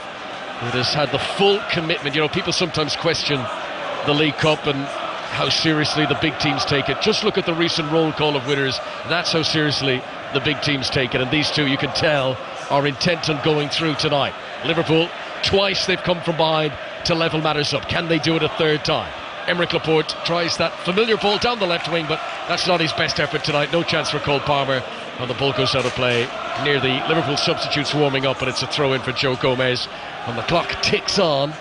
And there's still more than a quarter of this game remaining. Yeah, I think City have been clever in that midfield area, because Thiago's in there, Henderson's in there, now Oxlade-Chamberlain's in there, and Fabinho, and they're trying to play around it. They're trying to play around that flock of red shirts in there. Gundogan's just on the fringes of it. De Bruyne is playing left, he's playing right. So it's forcing those midfield players of Liverpool to be disjointed. The Liverpool midfield now much stronger than what started the game with Fabinho, Henderson and Thiago, the middle three. Here is Gomez down the right-hand side. Good challenge by Nathan Ake to win position. Back again for Manchester City. Ake playing at left-back for Pep Guardiola this evening. De Bruyne lashes it out ahead of John Stones. Not a good pass to prove he is capable of a bad pass sometimes, Kevin De Bruyne, and that one puts the ball out of play for a throw into Liverpool on the far side. He's actually a human being with a pulse. Can you believe I didn't say it? that, no. Hang on. I just said he could play a bad pass. Just the one. Didn't have a happy time in Qatar, Kevin De Bruyne. I mean, I was struck by, and you never quite tell with tongue-in-cheek and all the rest of it. That pre-tournament interview when he said, "No, we don't have a chance. We're too old a team." I thought that was a strange kind of mood to be in, and obviously it didn't happen for Belgium, despite the wealth of talent at their disposal. In a funny way, I wonder, is he happy to be back amongst this fine-tuned, highly achieving squad at Manchester City under Pep Guardiola. Backheel from Salah. Henderson on the right-hand side swings it in. Stones jump but beaten in the air by Nunez. Chance for Robertson. He took it on first time. It bounced. He put the laces through it, but he spun it up over the crossbar. Goal kick Manchester City. Yeah, Henderson's cross was a little bit short. It was kind of flicked on, and there was a lovely bounce. It's about 12 yards out on the angle, and Robertson, it's bouncing lovely, Jose, to be fair, to be hit first time. He has to hit it first time, it just gets it all wrong. Yeah, but that's why he's a fullback. Do you know what I mean? When I was playing, probably the one would have gone out of the stadium. You know, the one. But it definitely bounced well for the striker to put it in. But for him, obviously, it's not as easy. This is 5 Live from the BBC. BBC Sounds as well tonight. The Carabao Cup 4th round, and immediately after the game this evening we'll have the draw for the quarter-finals for you.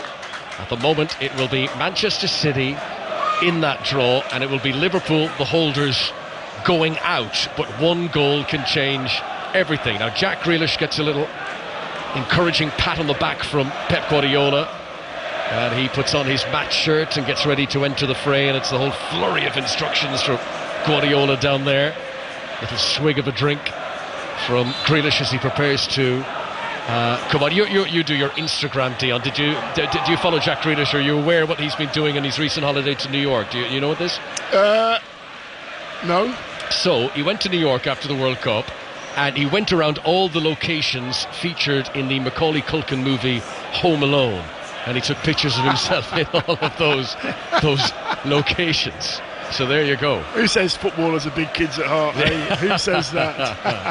Kevin De Bruyne, as Grealish prepares to come on. Very good. That's what he's going to show when he's making a run through the middle.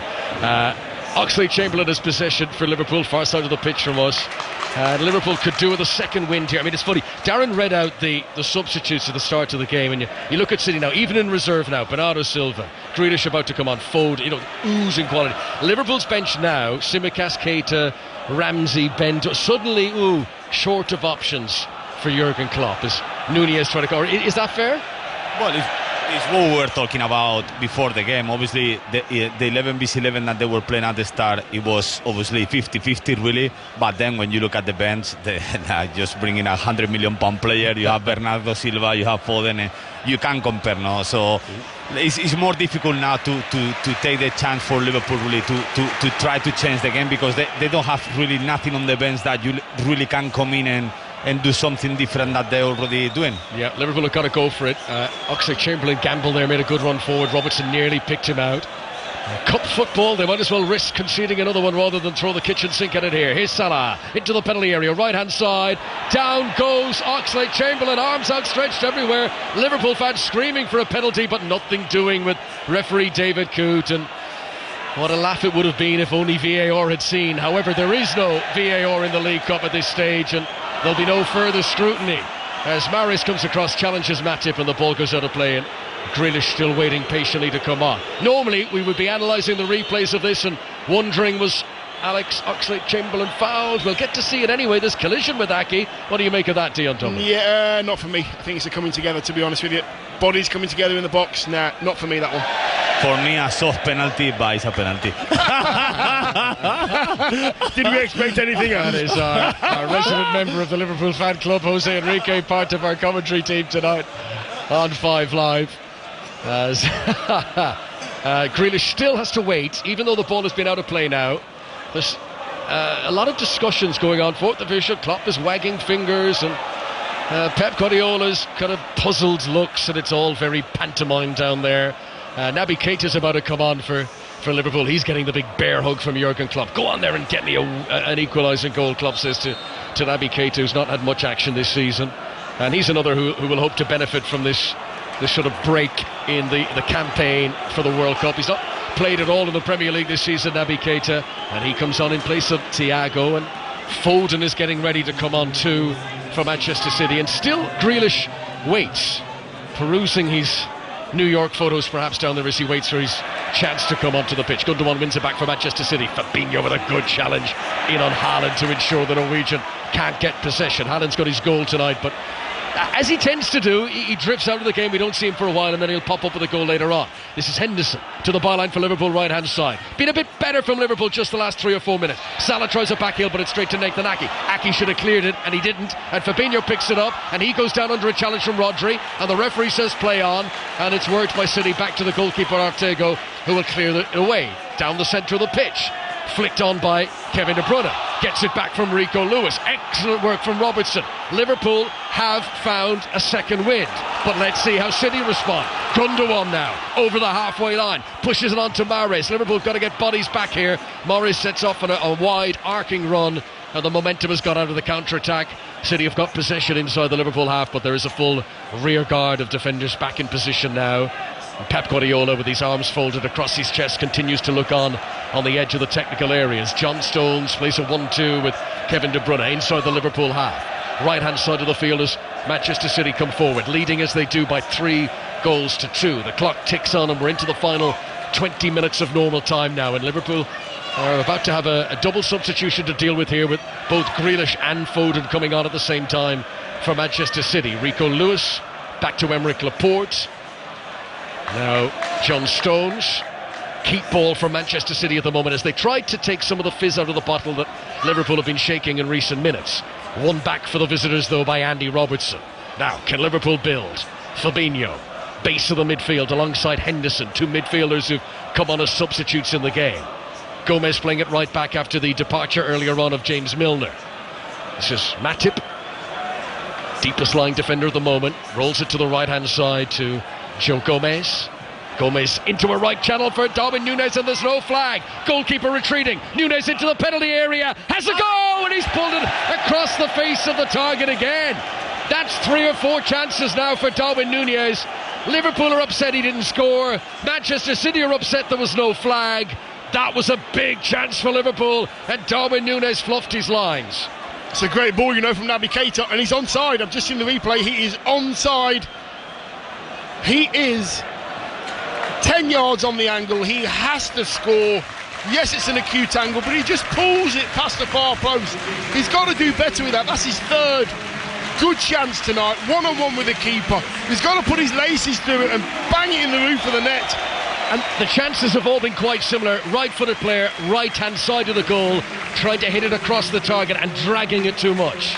Yeah, it's true, but the first one maybe you can say was a very difficult one, world-class striker I believe would have put in, but the last two, the one in the first half and this one as well, you have to put in, 100%. Haaland departs.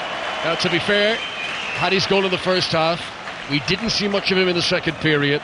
Foden will come on to play alongside Mahrez, and now Grealish as well, because Cole Palmer has departed. So Grealish, Foden, Mahrez, the front three for City. De Bruyne, Rodri, Gundogan still the midfield. Pep Guardiola will know this Christmas turkey isn't quite cooked just yet. A 1-goal advantage, 18 minutes to play, plus the stoppages. If Liverpool can get an equaliser, it could bring us to a penalty shootout tonight at the Etihad on 5 Live. Robertson gives it back to Nat Phillips. Phillips back to goalkeeper Caoimhin Kelleher. His right-footed clearance straight down the middle towards Darwin Núñez. Jumping with him is John Stones. Núñez was in an offside position. Look at the applause from Pep Guardiola there, as he was pleased that the City defence coming up in a line together, catching Darwin Núñez offside. Thumbs up again from Pep Guardiola to his defenders down there. Imagine looking over your shoulder as a manager and saying, you know what, I'm going to bring Foden on and Grealish on as well, just off the bench. It's 250 million pounds worth of player just sat on the bench, and they're going to make a difference as well. They're going to make the team as good as or even better. And two players who you'd imagine will be hungry too after the way things panned out for England and Qatar. They will be hunting silverware at club level between now and the end of the campaign. Liverpool, the holders, in danger of going out here as we creep into the final 16 minutes of normal time. Manchester City 3, Liverpool 2. City went 1 up, Liverpool equalised. City went 2-1 up, Liverpool equalised. And now Manchester City 3-2 up. Nathan Ake taking the throw in to Jack Grealish with those socks down as low as ever, running backwards into his own half and laying it off to his England colleague John Stones. Stones to Mahrez, infield to Rico Lewis. Game management now from Manchester City as they look to contain and to control. Stones makes himself available, right back position, but his attempted clearance is blocked by Oxlade-Chamberlain. Liverpool briefly get it back. Naby Keita couldn't hold on to it. Now, trouble for Liverpool. De Bruyne comes over the halfway line, running away from Fabinho, pushing it in front to Jack Grealish, into the penalty area, left-hand side for City. Grealish against Gomez. Gomez did well, herded him like cattle towards the byline and out for a goal kick. Yeah, just that pace from De Bruyne as well, just sprinting over the centre circle, leaving Fabinho for dead with pace and control. He puts it into Jack's path on the left wing, and he's taking Gomez on, but Gomez does very, very well there, patient, and nullifies that danger. Could have been really dangerous, that. patient defending. Well done. Still time for Liverpool. Gomez out of defence towards Salah. Last touch came off Aki, according to the referee's assistant, who again I think wasn't 100% sure of that. He was, I don't know, let's give it to Liverpool this time. He absolutely smacked at that. Sort of shrug.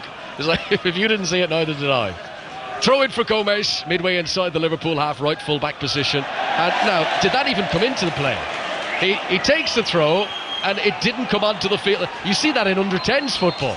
Joe Gomez's throw was so bad, it didn't come onto the field of play, so it's not a foul throw. It never entered. It actually hit his manager, who was stood in the technical area. How much money does Joe Gomez get paid every week, and he can't take a throw? He's done okay, though. Not easy operating on that right-hand side of the Liverpool defence line. Milner certainly struggled in the early stages, and maybe the injury was a part of that. Here is Naby Keita for Liverpool through Oxlade-Chamberlain. And now Robertson over the top. Nunez looked to be offside, but I don't think it's going to matter anyway. Pass runs all the way through to Ortega, who clears it away right-footed back into the midfield and back to Oxlade-Chamberlain. City complaining, saying, well, hang on, Nunez was offside, we should have had a free kick, but he didn't touch it. So Liverpool still have possession. This is Oxlade-Chamberlain, left-hand side of the midfield, gives it to Andrew Robertson just outside the Manchester City penalty area. Back deeper in midfield now, Keita to Nat Phillips inside his own half. And over to this near touchline to Matip, who goes back to the goalkeeper. There's no panic for Liverpool here. They haven't gone for broke just yet. They're still trusting the process, believing their methods will deliver chances. And, you know, you just know Liverpool are going to get at least one big chance. So the question is, who does it fall to? And does that player take it? I mean, if Salah had got some of the chances Nunez had had tonight, this could be a very different scoreline. Yeah, I would imagine he'd hit the target and made the keeper work a little bit hard. Yeah, I think Darwin Nunez, that'll come. It'll all come. He just needs to take one of those chances tonight. 7 goals in his last 10 games for Liverpool before tonight for Darwin Nunez. Here's Salah attacking the edge of the penalty area. Too clever for his own good there, though. Tried a little side back heel kind of, and it was straight at Nathan Ake. And City get it back, and the counter-attack is on. De Bruyne rolls it. Can't pick out to Foden. Good defending by Matip. Liverpool get it back. Jurgen Klopp hoping his team have got a big finish in them, but that's not helpful. Fabinho's through ball was not on the same wavelength at all of Darwin Nunez, and it carries through to the Manchester City goalkeeper away to our right. 3-2 City lead. Jose, it is a different Liverpool though, isn't it, with Henderson on and Fabinho on? They look a little bit more in control in there, wouldn't you say? Yeah, definitely. I believe obviously Fabinho make a difference, but well, it's all kicking off now. Fabinho goes down, pushed to the ground by Rodri. He was retaliating, Rodri. Fabinho had got over to him first. Rodri has pushed him, and down he goes like a Santa Claus sack down the chimney there. Fabinho with a thud hits the ground after the push on the chest, and the referee comes in, and the players are all around. And what's Darren got on about over there? He's not having it, right? Well, Fabinho gets back to his feet. Yellow card is out, and who's going to get it? It's been brimming under the surface for quite some time, and I think a little bit of a push and shove like that was bound to happen at some stage. Fabinho comes across, he and Rodri being spoken to. I wouldn't be surprised if they both get a yellow here. Yeah, I'm not sure who did the pushing, and I know that they both got a yellow card, have they? Rodri and Fabinho yellow card. A little bit of afters there. Oh, it's Fabinho on Rodri first and foremost, bit of a kick out, and then you see in the replay we've got the screens in front of us, a bit of a push, bit of a shove, and Rodri is they're all in there. Ake's in there, Gundogan's in there. Darwin Nunez for a change, he's getting in there as well. I like that. He's always there. In the absence of no VAR, Gundogan got away with the perfect crime there. Just nudged in, had a good push, and then got out of there before anyone could blame him. But we're back underway. Yellow card was shown, and I think to Rodri anyway, and maybe to Fabinho. We'll just confirm who exactly got the yellow card there. It was all a bit messy. Here comes Grealish down the left-hand side for Manchester City, bearing down on Gomez into the penalty area. Gomez did really well, just tracked the run, left a dangling leg, and was able to clear it away as Grealish tried to come inside him. But City come again. Mahrez back to Rodri. City have played at a high tempo throughout tonight. Foden to Gundogan, just as though the penalty area has a crack. Came off Nat Phillips, falls to Rico Lewis. He tees up Mahrez, back to Lewis. Good strong tackle in the penalty area by Robertson. City thought it might have been a foul. It was in the box. Referee says no, corner kick. To be fair to Rico Lewis, he's not made too much of that. He gets up, but it was a crunching tackle in the penalty area. We've got the benefit of a replay. Yeah, I think Robertson gets the ball there. I don't think that's a penalty. No, that's a good challenge for me. Really good challenge. I think Rico Lewis is wanting to put that in the box, but Robertson takes the ball, takes the man, takes everything. That's a very good fullback's challenge. 10 minutes to go. It's Christmas. I know we all want to go home. There's a glass of red wine with my name on it. However, I could actually watch another half an hour with me. This is good fun, isn't it? It's a good game. I'm happy to wait for my pint of Guinness. It will be coming. De Bruyne prepares to take the corner. Raises his right hand as a signal. 80 minutes on the clock. Outswinger. Darwin Núñez with a header away, only as far as Gundogan. Gundogan back out to De Bruyne, who'd taken the corner on the right. Here comes the delivery. Up goes Rodri. Collides with Kelleher. Kelleher hits the deck. And free kick for the foul on the goalkeeper. Goalkeeper's always a very protected species, but to be fair, Rodri was leading in with the shoulder there as he walloped into the goalkeeper, and the free kick to Caoimhín Kelleher. That's a great ball from Kevin De Bruyne as well. I'm not sure who's going to get hurt more. I mean, Rodri's going in with his head and Kelleher's coming out with his fist. So if it's a defender, maybe not, but goalkeeper, it's always a free kick. Yeah, I think play on with that one. Coming together, two big lads can deal with that kind of physicality. Pep Guardiola hoping to become the first manager to win the League Cup 5 times. The others who've won it 4 times are Brian Clough, Alex Ferguson and Jose Mourinho. Wayne Rooney is here tonight. He's chiselled features have popped up on our screen here, and he's watching on. What are you laughing at, Theo? I just see somebody fall over. I think he won't turn you a proper game, Absolutely. He's getting to see 2 proper clubs here, Wayne Rooney, tonight in Manchester. Nathan Ake can't control the ball. Left back for City, goes out of play. Henderson takes the throw in quickly to Mo Salah. Back to Henderson again. Right-footed ball into the area, looking for Oxlade-Chamberlain. Doesn't quite fall for Darwin Núñez either. Stones was able to clear it away. Gundogan. Liverpool are pushing more and more now, as they must do, and it feels inevitable it will leave the door open for City counter-attacking. It should be an exciting end to the game. De Bruyne, good ball in. Mahrez, first touch a little bit heavy. Falls for Foden. Good challenge for Fabinho. Liverpool get it back and they try to surge down the other end. 82 minutes on the clock. Oxlade-Chamberlain runs into Laporte, who gets a resounding clap of an applause from Pep Guardiola down there for a brave challenge on Oxlade-Chamberlain. But Manchester City regained possession once again. That was good from Laporte.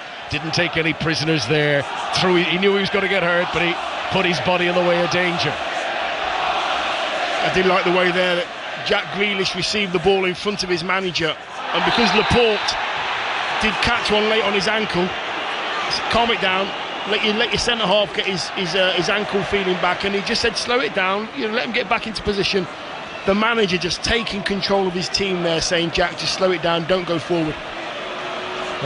Jose, how damaging a night do you think this would be for Liverpool if they go out of the Cup tonight, given how far they're behind Arsenal in the Premier League? It puts a lot of weight on the FA Cup and the Champions League if Klopp's to get silverware this season. I mean, this would have been a nice backup plan for a trophy, wouldn't it? Yeah, obviously still few games before you can get into the final in the Carabao Cup, but definitely probably this one was the most difficult one it's going to be, on the way. So if they would have won that one, definitely the confidence, and it would have been the perfect start after the World Cup, But obviously still not off, they can still have a chance to get something from it. But it's true that City, in my opinion, they've been the better side overall. Yeah, not over yet, but City on the attack. Riyad Mahrez to the byline right-hand side, trying to pull it back for Foden. Sits for De Bruyne, left foot, and cleared on the line by Fabinho. Oh, he put the laces through that. Back in again by Foden, this time saved by Kelleher. And then Foden comically falls over.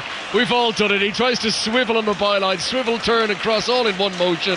And down he goes like a pack of cards, and he falls on the ground. And that is a goal kick to Liverpool, and a bruised ego and a red face of embarrassment for Phil Foden more than anything else. But some shot off his weaker boot from De Bruyne there. Yeah, it was. I'm not sure if he's got a weaker boot, to be honest with you, Connor. I mean, Fabinho actually, he was going in the corner. Fabinho stopped it. It bounced to Foden. Foden catches it beautiful. It's going in the near post, and Kelleher just bounces it away, and it just rolls to the touchline towards the halfway, towards the corner flag, and he just slips over his feet. Fall from underneath him, Foden. Comical. Liverpool with a very good away record against City in this competition in the past. They've won more league games away at City than they've lost, but 3-2 down and just over 5 minutes of normal time to play here. They have had chances that they haven't been able to take. Will Liverpool get another big one before the end? Could they force the penalty shootout here? Careless pass though from Phillips, wasn't received by Fabinho. Mahrez does well but can't find De Bruyne. This is Henderson for Liverpool, midway inside his own half, wearing the captain's armband now since coming on. Grealish stretches to intercept, but Oxlade-Chamberlain won't let him have it, and Liverpool get it back again. Salah, more central now, tried to thread it into the penalty area, well anticipated by John Stones. Darwin Núñez was the target, but Stones has done very well there, and away he comes with possession over the halfway line. Liverpool starting to look tired now as they drag bodies back. Fabinho barrels into Riyad Mahrez. Mahrez wants a free kick. Referee was close to it, says no foul. And the ball eventually goes out of play for a throw into Manchester City on the far side, and Pep Guardiola's side are almost there. Yeah, some tired legs out there. Jordan Henderson's only just come on. He's looking to stretch his hamstring as well, a bit of cramp. So the benches are very, very important. Kevin De Bruyne, by the way, doesn't look tired one bit. No. It's on a different level, I believe. Henderson plays a through ball, looking for Darwin Núñez. Sweeper keeper Ortega started outside his penalty area and got there ahead of the Uruguayan. Núñez has made some good runs tonight. He's shown really good pace. Problems for Laporte, particularly on occasion, but wasn't able to take those chances when he could see the whites of the goalkeeper's eyes, and he tried to tuck it into the bottom corner. There's at least 3 occasions that he dragged it wide of the target, and those are the mistakes that Liverpool will rue the most tonight. Aki inside Liverpool territory, goes down, no foul. Rodri to Gundogan. Liverpool still working hard. Shuffle sprints by Joe Gomez to try and win possession back. Oxlade-Chamberlain leads into Gundogan, but Gundogan's able to swivel out of that and play a very clever ball into space from Mahrez on the far side. I mean, Gundogan and Rodri, in my opinion, have been the catalyst to this performance tonight. They've just been outstanding. They've picked the right pass. They've been in the middle of the pitch. They've been on the left-hand side, the right-hand side. They just allow all the other flair players to do what they've got to do. 2 very, very good players. Gundogan is down. Bernardo Silva is rapidly removing his tracksuit and getting ready to enter the fray. And the ball has been put out of play by Laporte. And Gundogan, who's sitting on the ground with his head down on his knees. And so, I mean, hopefully it's just cramp. He's pulling back his toe.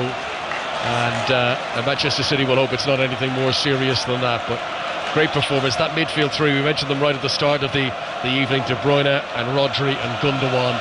That was a midfield that showed the intent for Pep Guardiola tonight, that he wanted to dominate that central position. Yeah, and he's been brilliant. Jose is the kind of player, isn't he, that get into any first 11. Gundogan, he's just composed, he's got the quality as well. Maybe what Liverpool were lacking early on in the game. 100%. We've been talking about Kevin De Bruyne, how good he is, but this guy doesn't get mentioned enough, I believe, sometimes. He's a fantastic player. I believe he's going on a free, in the summer. So maybe Liverpool could have a chance now. But definitely he's a top player. I love him, and it doesn't get mentioned enough sometimes because obviously you have the likes of De Bruyne there playing and he's the best player in the Premier League, De Bruyne for me. But it's true that they make with Rodri as well, that Rodri is another world class. He's just an unbelievable midfield. Gundogan is off. Used to play under Klopp at Dortmund, of course. Bernardo Silva is on again. Not a bad change to make, and just showing the strength and depth available to Pep Guardiola. Manchester City 3, Liverpool 2, 90 seconds of the 90 minutes remaining. It's go for it now for Liverpool time. As little ball boy down there has been cheered by the City fans because he very slowly, deliberately presented the ball back for Joe Gomez. He basically said to Gomez, here, if you want it, you got to come and get it. And it was cheeky, but the City fans enjoyed it. Nathan Aki, header up into the air. Darwin Núñez tries to flick it on. Rodri up in the air, comes down for Fabinho, header forward. Bit of desperation about Liverpool now. They start to just pump it into the mixer. Down goes Grealish, fouled by Gomez. Free kick to Manchester City inside their own half. Klopp is in the ear of the 4th official. It'll be interesting to hear the manager's post-match interviews. It always is with these two, to see what they've garnered. Looks like there's going to be, not yet, but there will be 4 minutes being added on. Just see the television match director, floor manager down on the touchline there, raising up 4 minutes as the signal to tell the graphics department what to put up on the TV screens. As Rodri here rolls it over to John Stones, and City are almost there.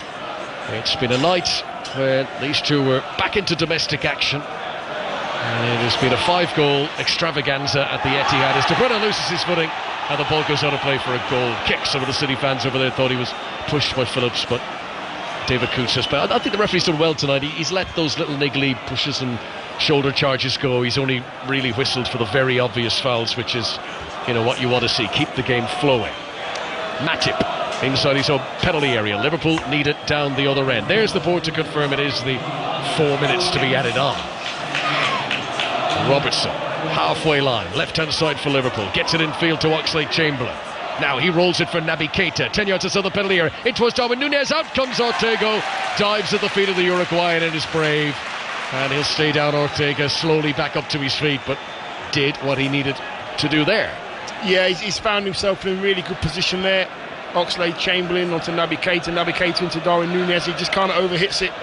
I think it's Stones, actually, it's Laporte actually that just tries to get out of the way of his keeper and dives over the top. He may have caught him in the head with one of his knees, but the keeper's up, Laporte's up, everything's okay at the moment. Keeper has the ball at his feet. You mentioned the kit was orange. It's kind of a luminous, isn't it? Luminous orange. Luminous. He will not be knocked down on the way home. Ortega, he stands out. Oh yes. You can confuse him with the security guards in the stadium. Eh? Absolutely. Long clearance by Ortega, straight down the middle of the field. Liverpool try to send it back, but they are almost out of time here. 5 Live at BBC Sounds from the BBC. It's stoppage time in this Carabao Cup 4th round, and Manchester City almost into that quarter-final draw, which is coming up at the end of the game. Here is Mahrez trying to hook it forward. De Bruyne will chase with that limitless energy of his, but Phillips gets there first and nods the ball out of play, and Pep Guardiola will control it. Little confident flick of the ball up into the air off his shiny leather shoes, and it's going to be a happy Christmas for Pep Guardiola. Win against Jurgen Klopp is nothing to be taken lightly. He will relish this. He'll enjoy his glass of wine this evening. Will Jurgen Klopp. Throw in for Aki down the left wing. Phillips gets it back for Liverpool. Foden in to charge him down, and then it's chested by Robertson back to Kelleher. Liverpool penned in deep inside their own half. City fans on their feet and applauding the endeavours of their team tonight. Long clearance from Kelleher, headed out by Aki. Fabinho gets it back down on the deck. Liverpool need a goal. Salah into Gomez. 3-2 Manchester City lead. That's a good ball if Henderson can get there, but Laporte sweeps across and the flag was raised anyway. Jordan Henderson was offside. Free kick to Manchester City, and they will take their time over this. Yeah, I think it'll be a frustrating one for Klopp, this one. I think there's been moments in the game where they could have got back into it. Darwin Núñez chances as well, and a little bit of composure towards his game that I think he has to work on.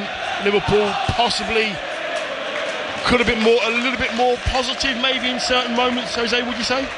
Yeah, I think to be honest, overall I believe obviously, like I mentioned before, City's been the better side, but it's true that Liverpool look better than they used to look before the World Cup. You know, in some moments it's true, like they have some late chance. Mahrez into the penalty area. Out comes Kelleher to get there first. Yeah, we're lucky there. So like you mentioned, you know, like Darwin Núñez have few chances and probably obviously will have taken the game to the penalty. So even overall it's not been the best performance from Liverpool.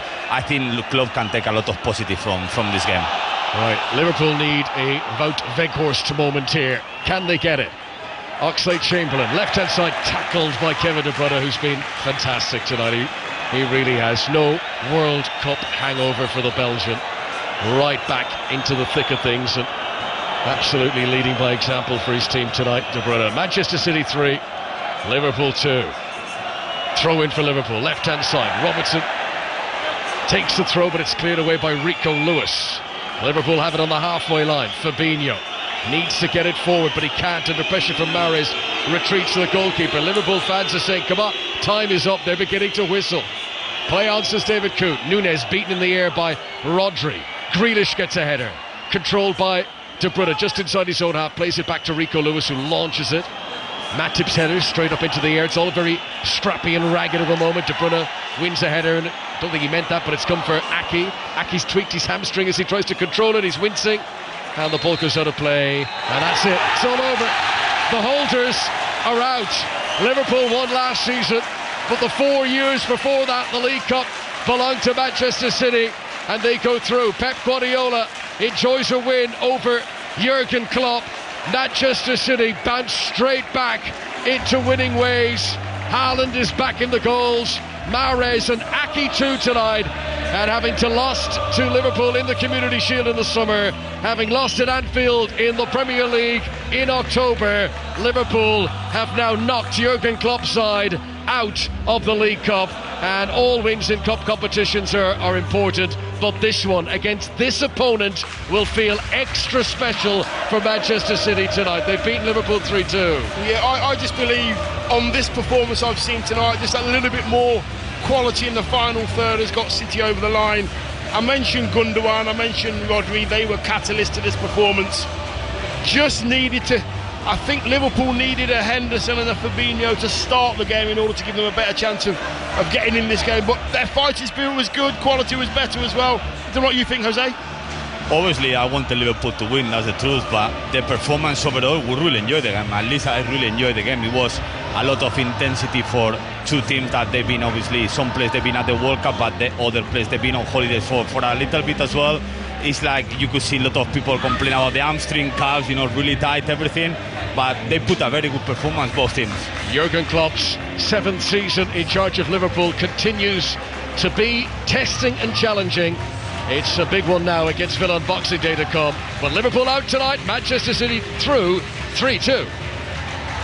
Thank you, Connor. Thank you, Dion. Thank you, Jose. And we're going to stay here on 5 Live here at the Etihad until 10:30. We've got the draw coming up in not too long as well.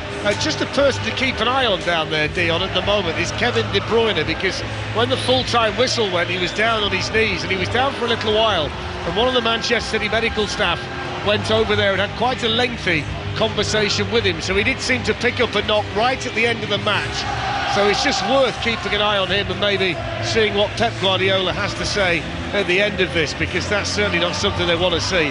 But I mean, what about the significance for Manchester City to come back in a big game like this after the World Cup and get a win against Liverpool in terms of the psychological aspect of it with what's to come?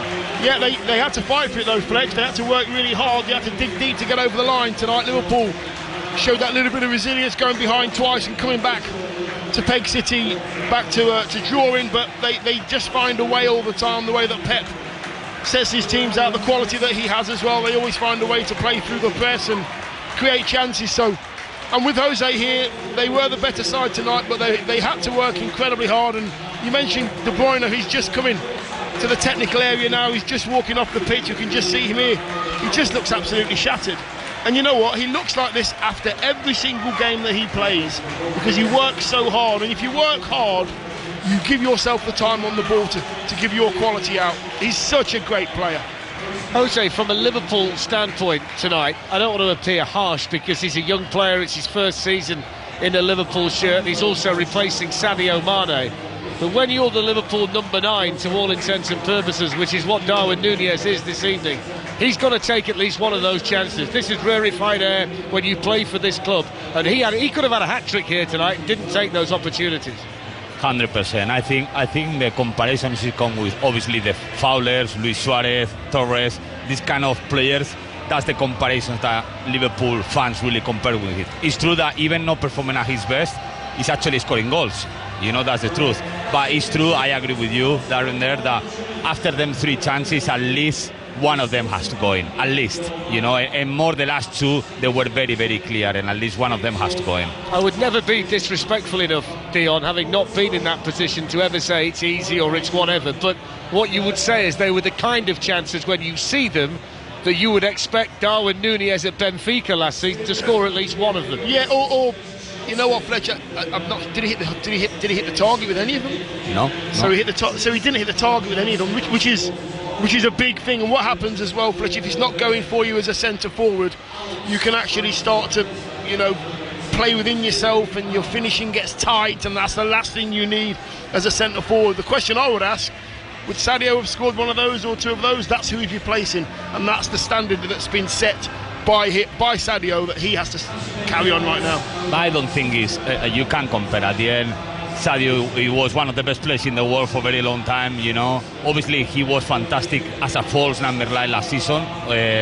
But it's true that Darwin is still, I believe, a long way to compare the kinds of Sadio, Salah, these kind of players. Still a lot of work to do for him. So the holders are out. Manchester City, who have dominated the competition before Liverpool won it last year, into the quarter-final draw. We'll bring you that as it develops here on 5 Live. We're talking football until 10:30. Chelsea women played PSG in the Champions League this evening as well, and Mark Scott watched it for us.